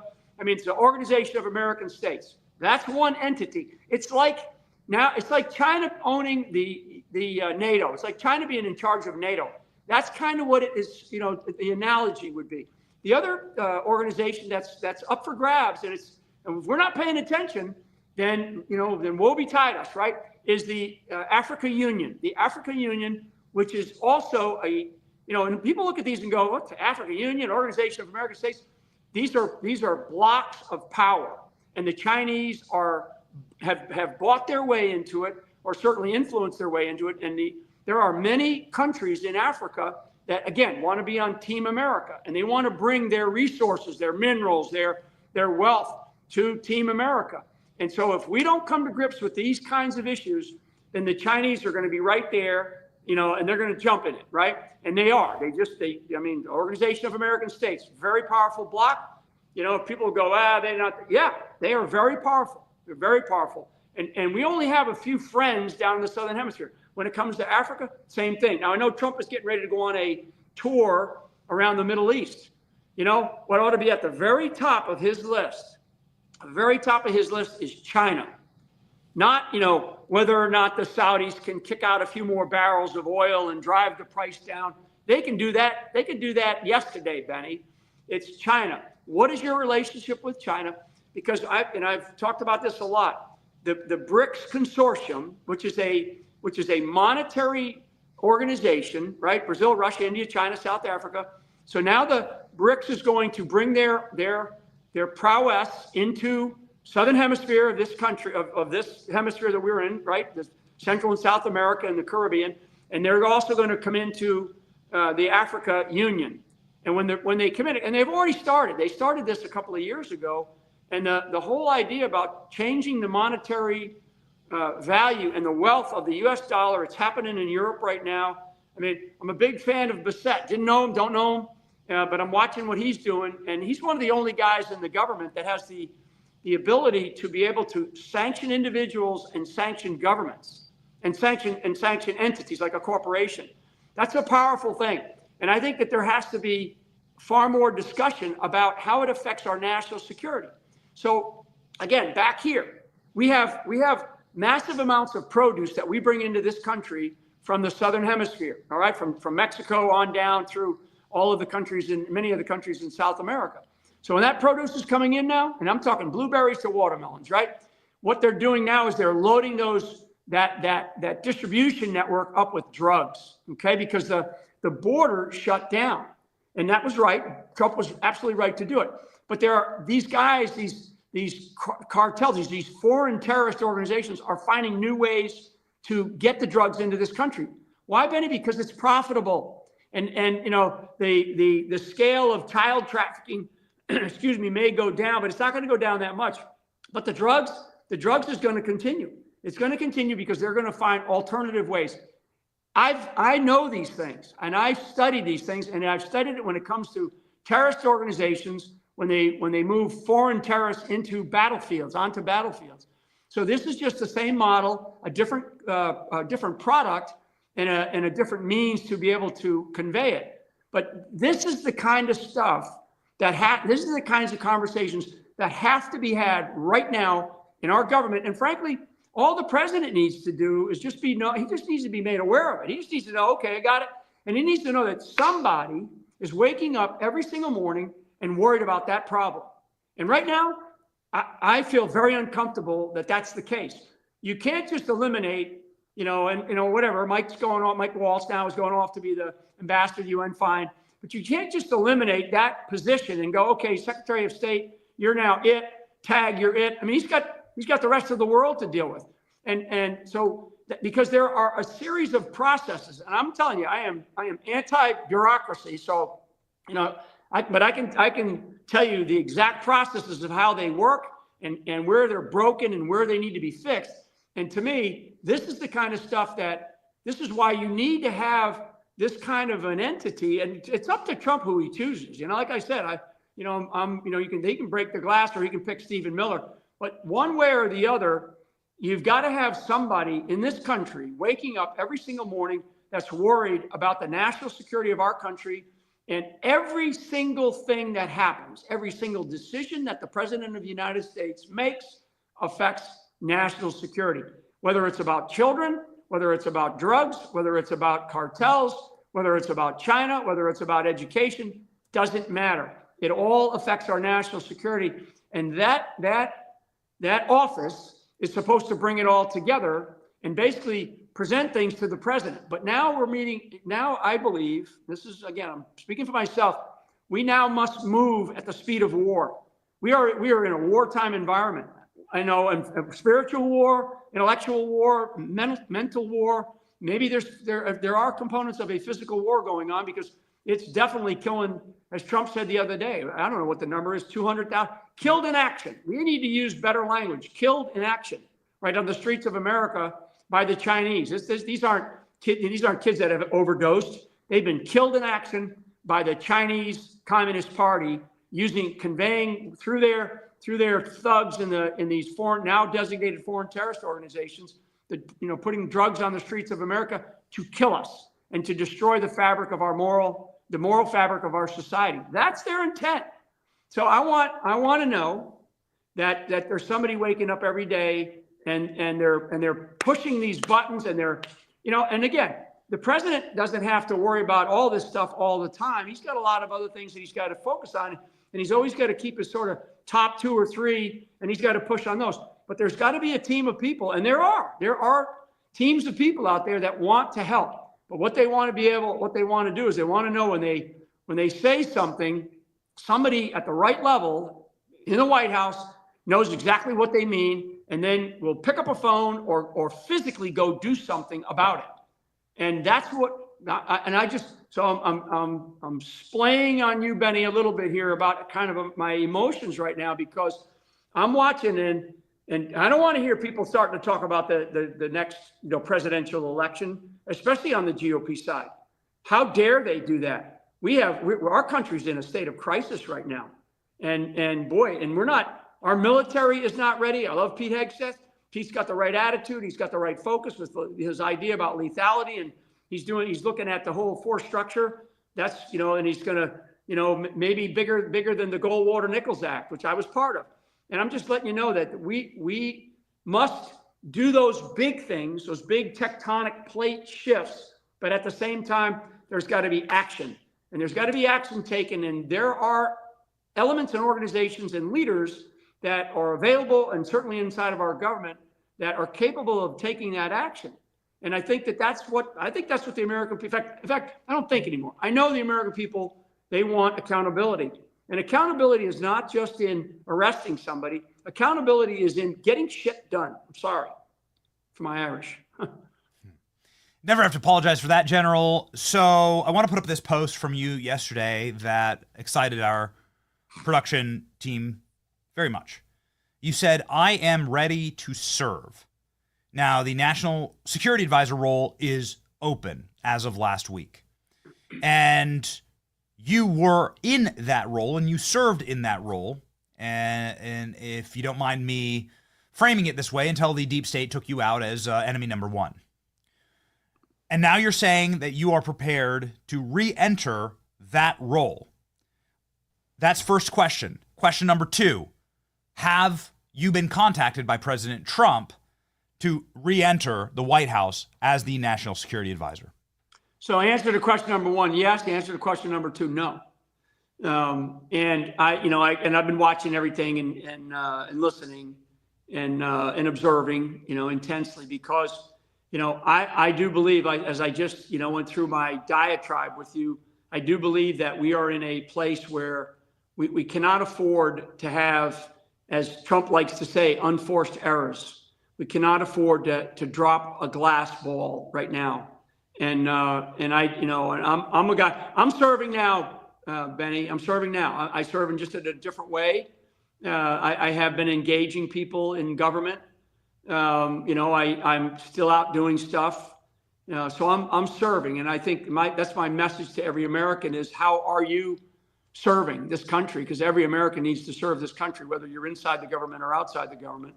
But, I'm a guy with a lot of background, a lot of skills. And, and I didn't, go off into the sunset and go, woe is me. I'm paying close attention to what's happening, around the world and certainly in our country. And I know we have great leaders out there. We have a lot of great leaders that want to serve inside the government. I mean, there's a lot of people that have reached out to me to help, get their name put forward for some position in the government. And I've done that, and I've let it be known. So, at this point in time, the president has, he's got a decision to make, and, and whatever he does, I'm going to continue to fight for this country. That's, frankly, I don't know, maybe I'm designed that way. Maybe I'm designed differently. That's the way I was raised. I was, born on an Army base. I served in the military all my adult life. I've been to combat. I know the world. I've lived on, or been or visited certainly on 6 continents. I served in different critical jobs. And yeah, is there a group of people in the deep state that fear me? You damn right they do. They fear me for a good reason. The media, you think the media? Oh my God, the mainstream media would blow a gasket. I would love to just see that, and I mean, whatever. But I do know exactly. I know what I'm talking about, and I know what I would do. That I can guarantee. I doubt that you would be adding Atlantic editors to private signal chats, just off the top of the dome, based on my knowledge of you and how you work. I don't think that would be happening. That was I'd put up, you know what I'd do? If I added something, I'd add a really nasty looking meme about them, Okay, yeah, that's right. All right, so let's if I may, you outlined in your first answer how you would approach the job of National Security Advisor and how you would strengthen American security. How about if you were to be brought hypothetically back into the administration, how would you eliminate the capacity for the deep state to operate the way that it did against you? Because what they did against you was to frame you, and it was illegal what they did. And now that we've learned everything about how it all happened, we know that it was clearly a hit job. It was a hit job intended to target you. And these are the same people that tell us that there's no Epstein files when we have images like this. I just want to pop on over. We didn't get a chance to put this up. It's just something these are the government's own files, General. And it's Jeffrey Epstein's. The better one, Benny, is the one inside the little closet there that shows all the files. It says there it is. There it is. Yeah. And then also there's drone footage that we should have never seen of them carrying boxes of evidence out of Jeffrey Epstein's island in Little St. James. Yeah. Maybe we can grab it, but you can see them carrying literal physical boxes of evidence. Where the hell is this stuff, General, based on your understanding? And how would you attack this deep state criminal enterprise inside of our government were you to be brought back as NSA? Yeah. Well, first of all, there are people inside of the government that I know and that I trust and that are ready to go to the gates. But they're not in positions of authority right now. So there would, for me, trust is number one. And then everything else is China, because China's, talk about, being up our fourth point of contact here. I mean, This is really, really a difficult time with China, and you know, there's a lot of things going on in China.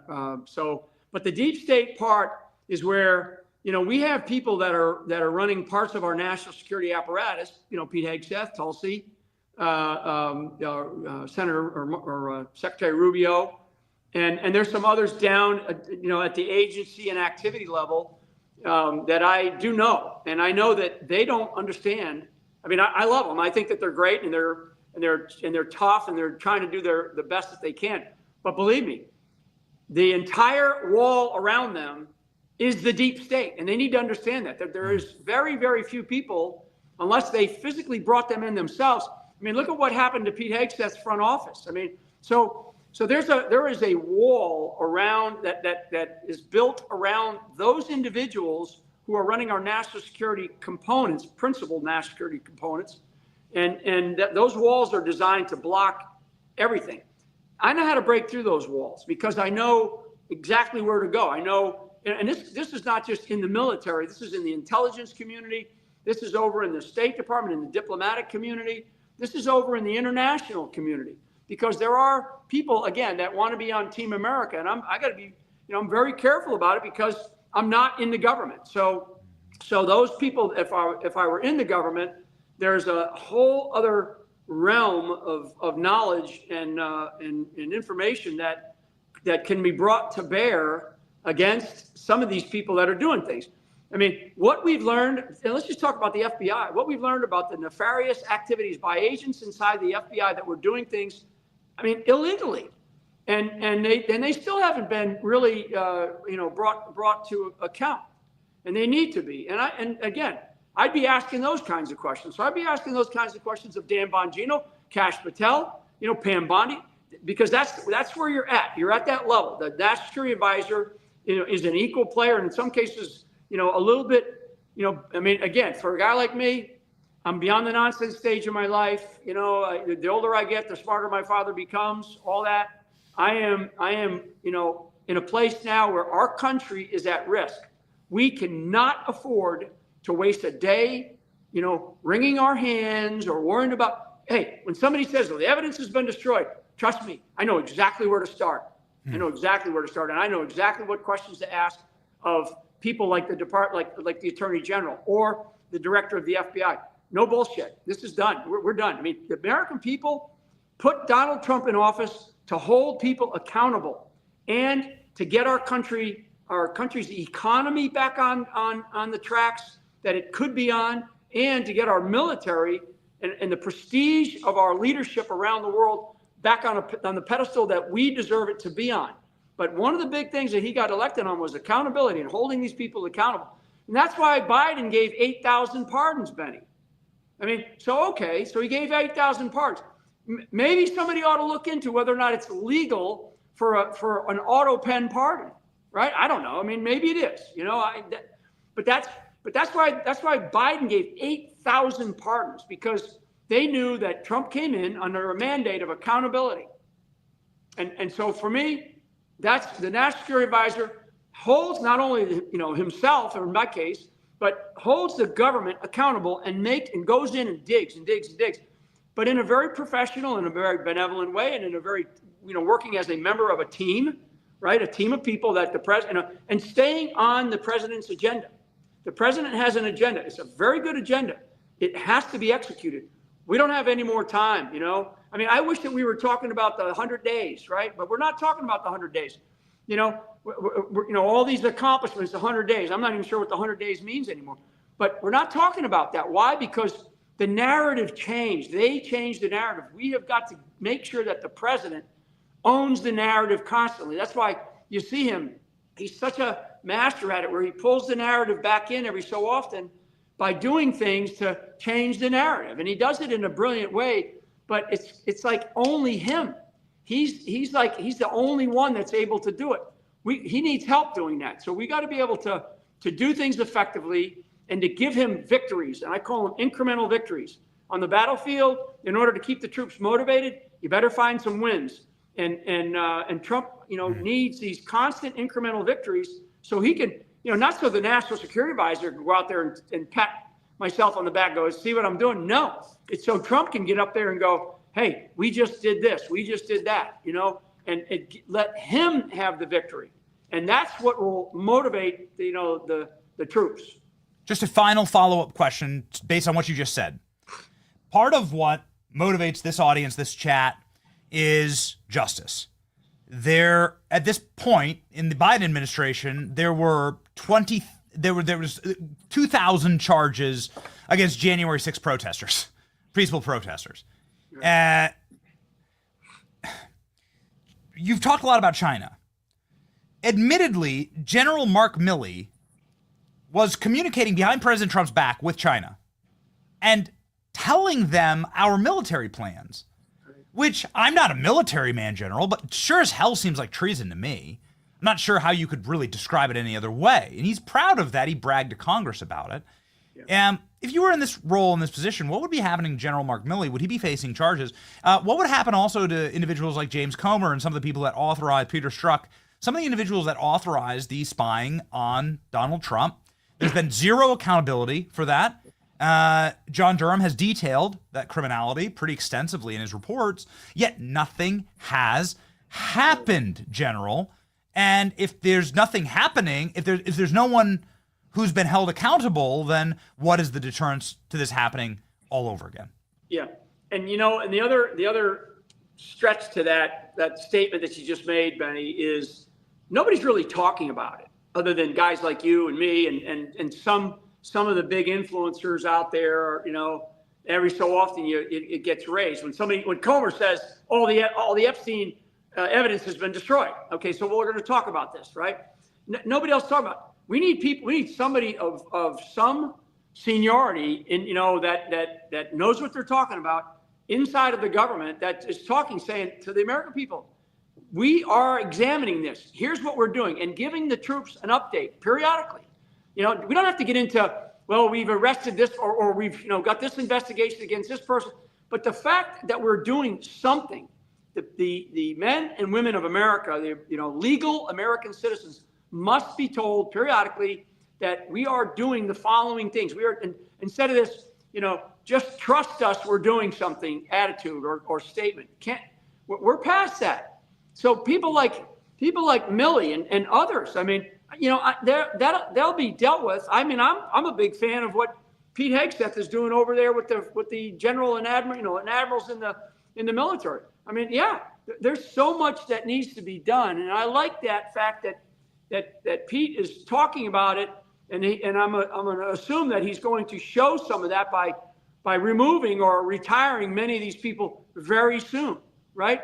I mean, and there's a bunch of other stuff, and I'll come on another time to talk about, you know, the task forces that I think need to be established by the Department of Defense that can lead into other elements of our government that deals with the abuse of COVID as an example, you know, by the Biden administration. Abuse that led to death, okay, that led to the killing of people. So these people that committed crimes, you mentioned Strzok, these people that did things, you know, again, they have to be held accountable. Even, you know, there's going to be statutes of limitations and people are, you know, worried about that. Doesn't matter. Let's make sure that if there is somebody, like I said, and Comer just said it, if there's evidence destroyed, if the Epstein files evidence has been destroyed, I can tell you exactly where to begin. And you begin with whoever touched the evidence last, okay? It might be an agent. It might be a senior agent. It might be Director Wray himself. But whoever touched that evidence last, start with them and bring them in handcuffs and start questioning them. And they will tell you, well, this guy told me to do that. This guy told me to do that. Okay, bring them in. Bring them in. I mean, and we have to move at a different speed. We can't move at the speed of what is happening to Trump right now, where the delaying tactics. This is their strategy. I mean, their strategy is so clear to me. The delaying tactics by the left to put everything into injunctions against the president's decisions as the executive, as the commander in chief, the president of the United States and the chief law enforcement officer of the United States of America. He can't even do it. You know, they're tying his hands, right? So the president needs to stop all that. He needs to say, we're going to continue to execute, you know, justice and form some little task force, fight those little battles, maybe Chief Justice John Roberts will wake up one of these days, or maybe Chief Justice Roberts, maybe that was his name on the Epstein manifest. Okay? Maybe. I don't know. There's a John Roberts listed there 4 times. I never heard him say it. I heard the John Roberts on Fox News say it wasn't me. Right? So I'm not kidding, Benny. I'm in a place now where we have to get very serious. No more laughing matter about our country. We're in a state of crisis. I do believe that. I do believe we're in a state of crisis. The Chinese are not going to roll over. The radical Islamists are not going to roll over. Mark my words. And I said this a little bit this morning on one of my posts, I think. Because I watched what happened in New York City with the TDA crowd from Venezuela, and then some stuff going on up in Boston, and then up out in Washington State where you got some Palestinian protests that are burning something. I mean, we're coming into the summer months again. Okay, school's out, right? And I just have a funny feeling that we might even see some breaking out of violence in America this summer because, what does it do? I mean, nobody's getting arrested, right? Yeah. So I think if they get away with it, they'll do it again because they got away with it in 2020. They'll do it again. And what does it do? It takes the narrative, it delays. It's a strategy with tactics to delay the inevitable, which is, Trump is not able to complete his first, year's agenda, which is a big agenda. And, I want it to work, Benny. I want President Trump to be massively successful because guess what? We only have one Trump, right? We only have one guy. I mean, everybody else past him, we'll never have another guy like this. It's an extraordinary time in history that we are living in, and I'm excited to be alive. I'm fired up about it. I'm out here, hooking and jabbing in my own way, and I appreciate your audience and you allowing me to come on to say my piece. Well, the audience certainly appreciates it, General, and they love hearing from you. You can obviously follow the General and find the General. He has millions of followers here on X, for instance. Also has a spectacular avatar on X with the flying eagle and what looks like a verse or a Bible verse. It's beautiful. Maybe you could just really quickly here, General. When Mark Milley does tell China about our military movements, is that treason? I don't know the exact legal definition off the top of my head, but I will tell you what. He admitted to that. Yes. And he said it almost like flippantly. And I know Mark Milley, and I just when I heard it, I was like, you've got to be shitting me. You can't. Why would you ever do that? You never, ever give an enemy, and I don't care what level you're at, you leave them with a sense of uncertainty about what you may or may not do. That's why I love Trump in terms of being a commander-in-chief, because he leaves a sense of uncertainty. When Milley calls up somebody and says, I'm going to call you if we're going to attack, and I don't know, if that was the exact words, but yeah, it's close to that. And I'm like, God, Mark, how could you ever do that? Why would you ever do that? In fact, that's not your responsibility to do that. You report directly to the President of the United States. You're the principal military advisor by the Constitution, by law, to the Commander-in-Chief and to the President of the United States of America. That's who you should have been calling up. If you had a gripe about something he was doing, call him up and have the guts to say to, Mr. President, I got a problem with something that, and I want to talk to you about it, because that's your constitutional duty, General Milley. Instead of going and picking up a phone and going, to whoever, in China and saying, hey, man, I'm going to call you up if we're going to attack. I mean, God help us. But that's the mentality, Benny. That's the mentality and the culture that was created in our military. And it started under Obama, by the way. I want to throw his name in here because that SOB, fundamentally transforming America. This is what we're going through. This is an ideological war that we are facing right now. And we better come to grips with this. All these political people, all these politicians that run for office, they go Democrat, Republican.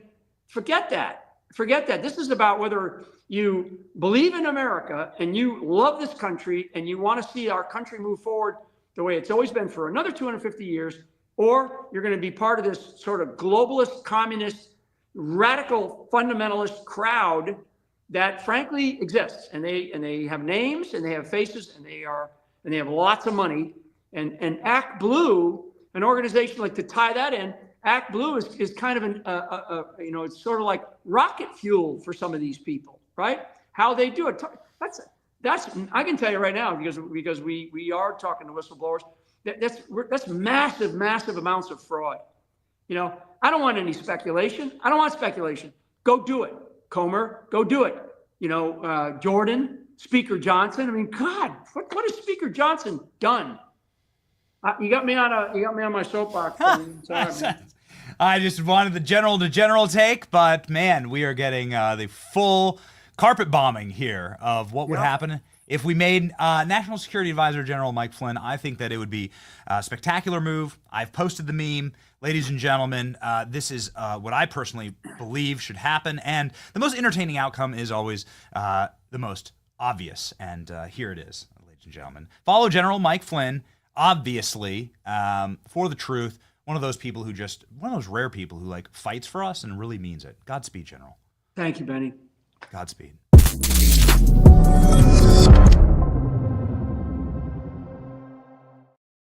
Ladies and gentlemen, Florida Representative Greg Steube, who has the patience of Job, is on the line. And he has some big news for us and our program, something that is a bit of a passion project for me. One of my earliest black pills. Ladies and gentlemen, please welcome the Congressman to the program.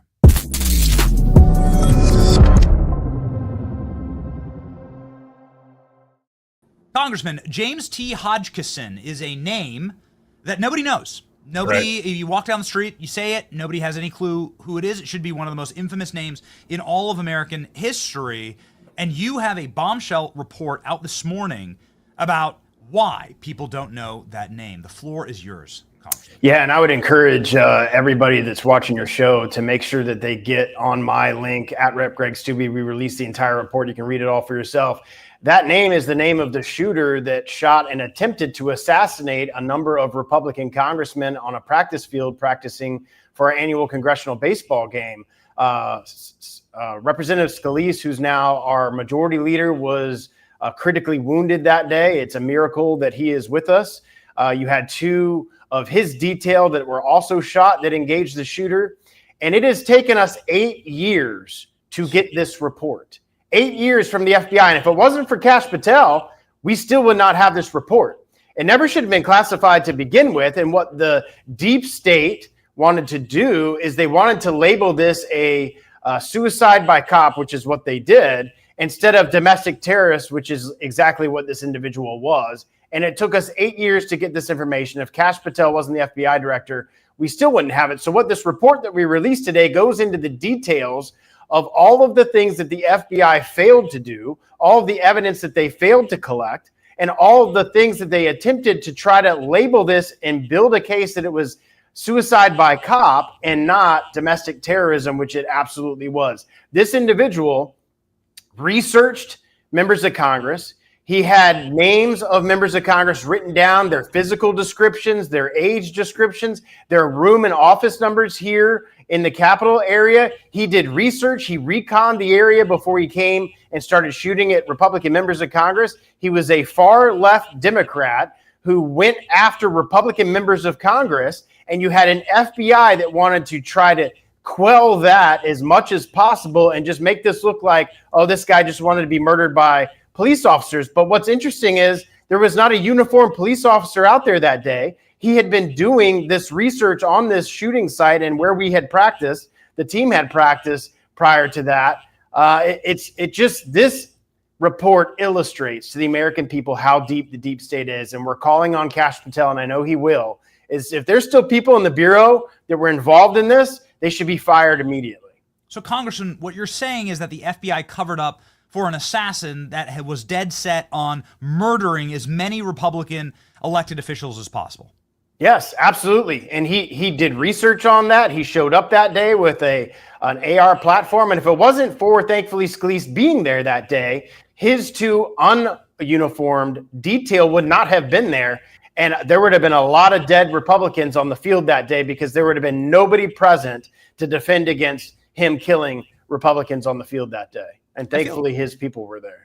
At the time, I felt like I was taking crazy pills because I went through his Facebook page before it was ripped down. I was the only journalist who did this. That's why his name will be emblazoned in the back of my skull for the rest of time, because I saw that he was sharing MSNBC links, far left-wing propaganda outlets. He was sharing memes against President Trump.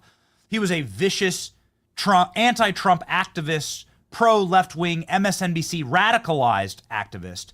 Yet no congressional Republican had the balls to say that. Instead, Congressman, there was a Paul Ryan, limp-dicked Paul Ryan sings Kumbaya with Nancy Pelosi on the House floor. This seems like a wonderful opportunity to talk about left-wing radicalism and violence. He could have saved lives because that then metastasized into other movements, but instead Republicans just sat there and did nothing and took it. Well, and what's crazy is it should never have been classified to begin with. This was a criminal act. This was an act of domestic terrorism. And once the investigation was done and they knew who he was and why he did it, and he wasn't there anymore, and he didn't have any accomplices and all of those type of things, all of the information and evidence should have been released. But it was kept classified so that the deep state could keep hiding behind that. And it's taken 8 years to get the file. And thanks from Kash Patel for finally giving Congress members the ability to oversee and look at the evidence file and release this unclassified report to the American people so they could see how deep the deep state was. So they protected the assassin. Well, Congressman, this begs the question. How has this changed your opinion of the events of Butler, Pennsylvania? Yeah, I mean, I'm a member of the Intelligence Committee. I don't even know the details of the shooter. I don't know any of even classified. Like, give us a classified briefing on all of that information. So I'm certainly going to start requesting information. And obviously, the American people don't trust the FBI, and it's because of things like this. And Kash Patel has a tall order. The president has a tall order to bring back respect to these law enforcement agencies and to root out these actors that are in the deep state that are doing these type of activities. And if I've sent it on my social media, but Kash Patel has got to get rid of individuals that were a part of this if they're still at the Bureau. Congressman, we have photos like this one of the assassin right before what was planned to be an on-air execution of a presidential candidate that would have no doubt potentially begun a civil war, certainly politically, but maybe literally. And he's on his phone, and he's calling someone, he's FaceTiming somebody. And you're on the Intelligence Committee. Have you ever seen that device? Have you ever seen that phone? I've never even seen that picture. So really? that tells you a lot. What's going on here, Congressman? Because what you just laid out in the report that I encourage everybody to go read is that the deep state is covering for assassins that riddled bullets through your current leadership in the House after asking if they were Republicans, which is what James T. Hodgkinson did. He said, "Are you Republicans?" And then he opened fire. Yeah, not only that, he was doing research. I mean, he showed up the day before and days in advance and made sure that that's who was there, had physical descriptions of the members that he wanted to assassinate. I mean, this guy spent some time. He had a plan. And this argument that it was death or suicide by cop is such a lie, because in the evidence file, he had his escape route. He had places where he was going to go. He had plans as to how he was going to escape and where he was going to go that day. So how in the world would it be suicide by cop when you have evidence that he has plans of how he's going to escape and where he's going to go and what he's going to do? It's absolutely amazing how deep the deep state is. And it's crazy to now be in Congress and to see it with your own eyes. And hopefully the American people will see it with their own eyes. But thank God we have President Trump. Thank God Kash Patel's there. And yeah, there it is right there. I mean, right there is the list of the members, their descriptions, where their offices were. He had a list of people he wanted to kill. And to say that this was suicide by cop is a complete and absolute lie to the American people. And they hid it for 8 years. So they protect the assassin because the assassin's targets were the enemy of the deep state. That's what's had to be assumed here, and I'm happy to jump to that assumption. You don't have to, Congressman. But let me ask you,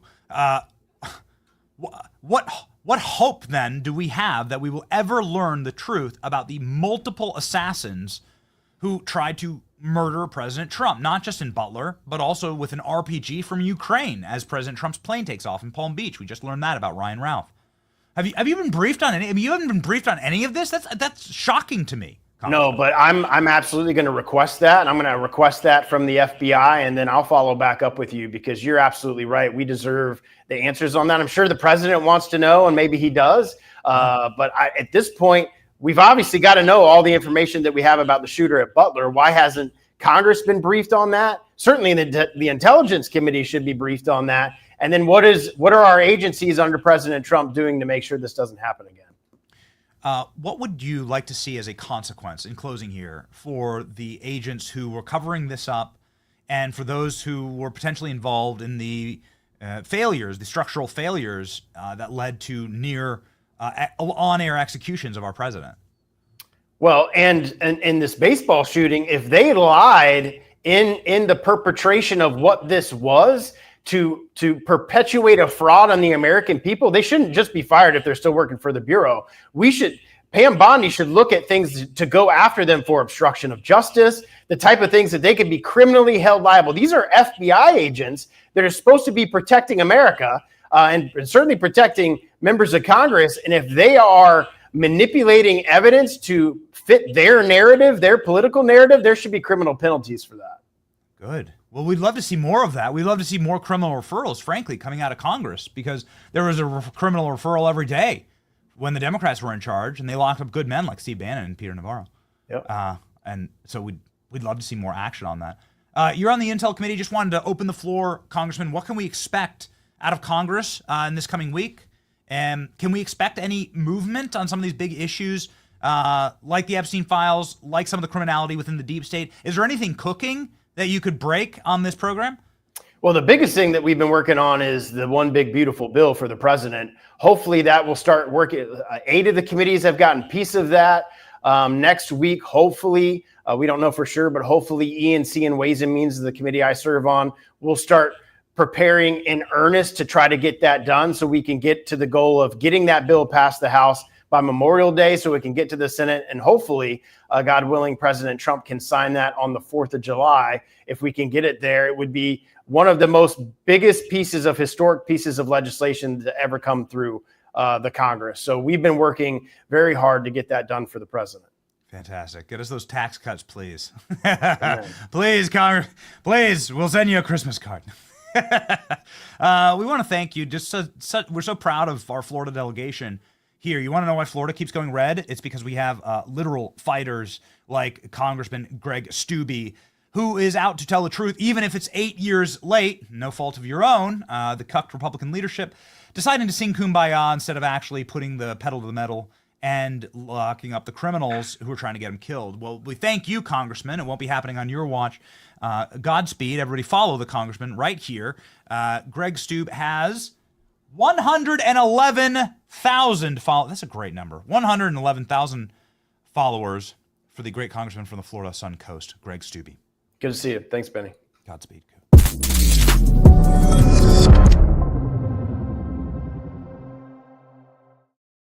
What a rowdy show. You never know. You never know. You book these great men who come on. They have a lot to say, and you want to give them the runway to say it. We've had cable news shows where there's hard out. ALX knows this very well, painfully well, and still has nightmares about it, I'm sure. Where there are hard outs and there are commercial breaks and you just got to cut and you're in the middle of an amazing conversation and they're just like, we're done. But sometimes we're just like not done and you just got to like let Michael Flynn cook, right? And you want James Comer. We didn't know James Comer was like going to go off on Epstein. You just kind of like got to let it roll. And so that's what we're going to do here. We're not going to shut down the conversation. That is the opposite, in fact, of what we do. And it's why we love this medium. It's why we love you, and we just want to thank you for sticking with us for rowdy shows like this. Patriot Mobile has stuck with us. They are the cell phone provider for this program. Of course, we were ping-pong balling around the West Coast last week. We were in some dodgy situations. They kept us locked in the entire time. We're thankful for the only Christian conservative wireless provider in America. Patriot Mobile keeps us ready to rock on the road. Their cell phone service is available on all 3 major U.S. networks. Unlike most budget wireless provider, ladies and gentlemen, they can get it done, no matter where you are. You can even add 2 numbers on 2 networks on 1 phone, something that big guys can't even do. Stay connected with flexible, unlimited data plans to fit your lifestyle. These plans offer high-speed data, mobile hotspots, international roaming, device protection, and even internet backup. Make the switch today. Their U.S.-based customer service team makes it easy. You can get activated in minutes. Right now, go to patriotmobile.com/Benny or call 972-PATRIOT for a free month of service with the promo code Benny. Make the switch today. Defend freedom with every call or text that you make. patriotmobile.com/Benny. All right. What are we on? 2 hours and 15 minutes here live. Let's just grab 1 or 2 quick super chats, shall we? I always want to do this. I think we should build it in. We should build it in every single show. This is called In the Chat.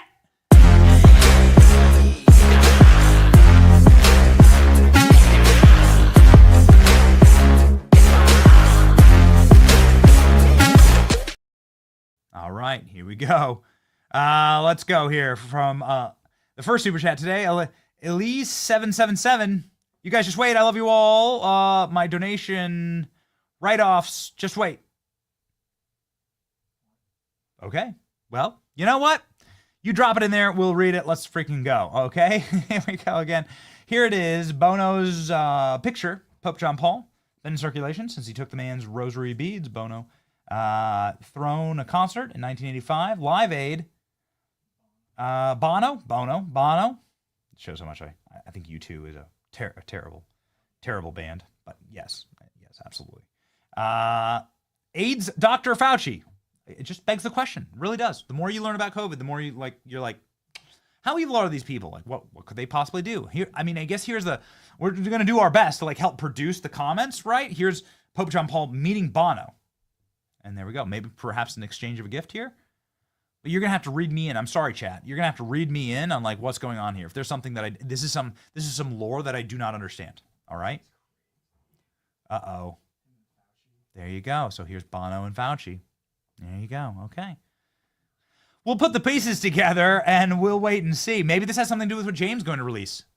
Right? Maybe this has something to do with James is Pfizer, Epstein, the connections. I'm not suicidal. Yo. It's an embarrassment that Dr. Fauci called a doctor. That's exactly right. Fauci's autopen pardon is federal. It doesn't mean that each state can't prosecute him. That's such a great point. We need a Benny emoji. Thank you. Jerry, let's get on that. You're right. We should do that. Okay. Peter Hotez.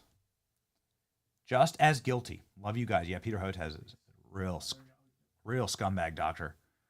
Always on, arguing for vaccines and making a complete fool of himself. And really look straight out of central casting, this guy. He looks like a mad scientist. He looks just like the mad scientist out of Lilo and Stitch. Don't ask, but it's true. If you put Peter Hotez and the mad scientist alien side by side, they're the same person. I know this. Kids like watching Lilo and Stitch. They like that. Does that mean we paid for the anthrax too? Yeah, it means we absolutely paid for the anthrax. They love Charlie.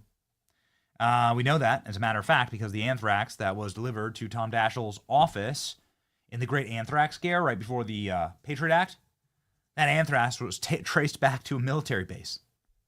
This is crazy. Yeah. Richard Nixon was never officially charged before Ford granted his pardon. I don't pretend to be a lawyer. I'm just simply saying that that's the way I think it should be done, right? Again, the limiting principle here, and thank you, Smitty's Music Tavern. The limiting principle here is then why shouldn't a president just pardon all of his supporters? So Trump's just here's 100 million pardons for everybody who voted Trump. You're free from crimes if you voted Trump. Isn't that our logical conclusion here? If you're just using the pardon system to pay off people that owe you favors? All right. They love Charlie. Back at it again. I believe Fauci is in the lead for being the first occupant of newly reopened Alcatraz. I love that. Yes, absolutely. S. Joe says, may God keep James safe. Absolutely. Everybody pray for James. In the next 24 hours, we're going to hear some very interesting things. We'll see. Fauci told Trump there would be a pandemic in 2017. Just type that into search, and the video pops up. Cindy Banks. That's right. That's right. So what's going on with James? A lot of people saying James is next. What's happening? We'll find out. Here comes Lady Trucker. Good morning, Benny Brigade. Maybe Bohemian Grove needs to be investigated by James O'Keefe. Please keep safe. Go look up Alex Jones, Bohemian Grove, man. Some of the stuff that he's done is like crazy there in Bohemian Grove. This is a big one that we wanted to get to today on the show. It says Cream Mini Cooper. But unfortunately, we didn't get a chance to do this, but why not do it right now? Everybody contact Senator Tillis, Ed Martin's nomination for U.S. Attorney. Call Judge Boasberg nominates if the Senate doesn't by March 20th. We need to immediately get on the phone with Tom Tillis' office, who is holding up the nomination of Ed Martin, who's an excellent, excellent choice and President Trump's choice for the U.S. Attorney position. We must have it. We can put up the numbers right here of the holdouts. I believe there are 5 of them for Republicans. But here are the Tom Tillis phone numbers. Here's just the same number again and again and again. Tom Tillis' phone number. Senator Tillis says he opposes the nomination of Ed Martin for U.S. Attorney. At this point, I've indicated to the White House that I won't support his nomination. Ooh, boy. How many of these guys have blackmail on them? You know, at what point? Yeah. They will blackmail them to get rich, says MAGA since 1492. That's right. Yep. That's what we were talking about. Here we go. Bring on the general. He needs to be on the team ASAP. Get Bondi in gear. All right. We'll see. We'll see. General Flynn, thank you. Thank you for believing in Jaguar Right. Congrats again. Jag, Defender of Freedom Award, says Elise 777. Ladies and gentlemen, let's hop in and do one more here, shall we? In my honest opinion, if you weren't born in this country, you shouldn't be allowed to hold official office. Well, that's true for the president. I mean, Barb, that's a matter of fact. For the chief executive, should that extend to all of Congress? Would we have a much better Congress were that the case? Absolutely. I would argue, right? Yeah. Justice for Peanut. Justice for Peanut. I mean, it's good enough for the president. If it's good enough for the president that, you must be a native-born American, then why doesn't our entire federal government function like that? Seems to stand to reason. Shouldn't you be a native of this land to represent it? Is that too much to ask for? Half the judges are foreign-born in the D.C. Circuit. What the hell's going on there? All right. Justice for Peanut. That's right. What have we not seen any action from Pete Hegseth? Should be more being done by now, says Stephanie Morrissey. We'll try and cover it. There's been motion from Pete Hegseth, but there are, there's clearly can be more done. Pete Hegseth is somebody who had a tough road, man. They hate him in D.C. more than I think any other member of the administration. We're cheering for him, though. Benny, every time I hear that there's a suicide, they are covering for the Clintons, says Kyle Kotorski. Fact check true. That's what we believe. That's what we've been reporting on. Ladies and gentlemen, it is our solemn duty to make sure that you get the good news every single day. Sometimes there is no good news, like, for instance, where the hell are the Epstein documents? But there's always the good news in our holy scriptures from the book of Isaiah 1:17. Learn to do right, seek justice, defend the oppressed, take up the cause of the fearless, plead the case of the widow. Ladies and gentlemen, we do our very, very best on this program to just put our heads down, be simple Christians, to read our scriptures, right? We don't pretend to be smarter than we actually are. We don't pretend to do anything other than be like simple Christians that are about the business of reading our Bible and doing our level-headed best, all right? We know that God will forgive us for our mistakes, but will also uphold us when we fight and march forward. And we march forward with you. It's your boy, Benny. This is The Benny Show. God bless you. We're marching on to victory. See ya. Hey!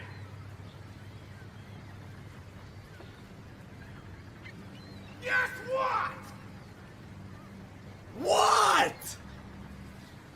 F*** you, Tony! F*** you! F*** you! Hey! Guess what I got in this bag?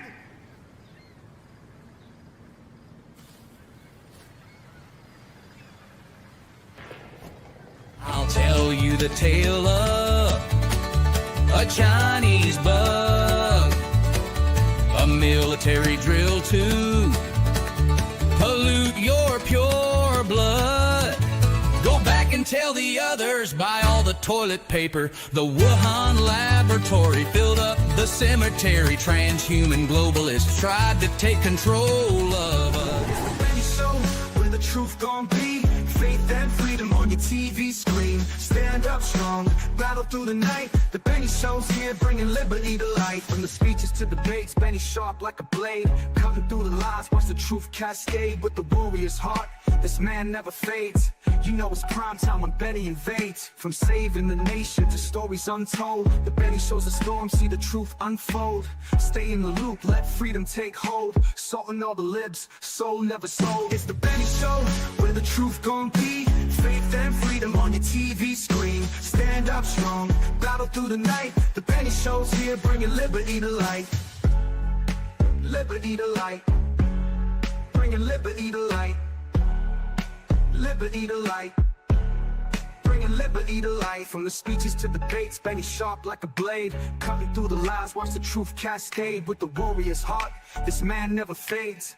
You know it's prime time when Benny invades. From saving the nation to stories untold, the Benny Show's a storm, see the truth unfold. Stay in the loop, let freedom take hold. Salting all the libs, soul never sold. It's the Benny Show, where the truth gon' be. Faith and freedom on your TV screen. Stand up strong, battle through the night. The Benny Show's here, bringing liberty to light. Bringing liberty to light. Bringing liberty to light. Bringing liberty to light. Bringing liberty to light.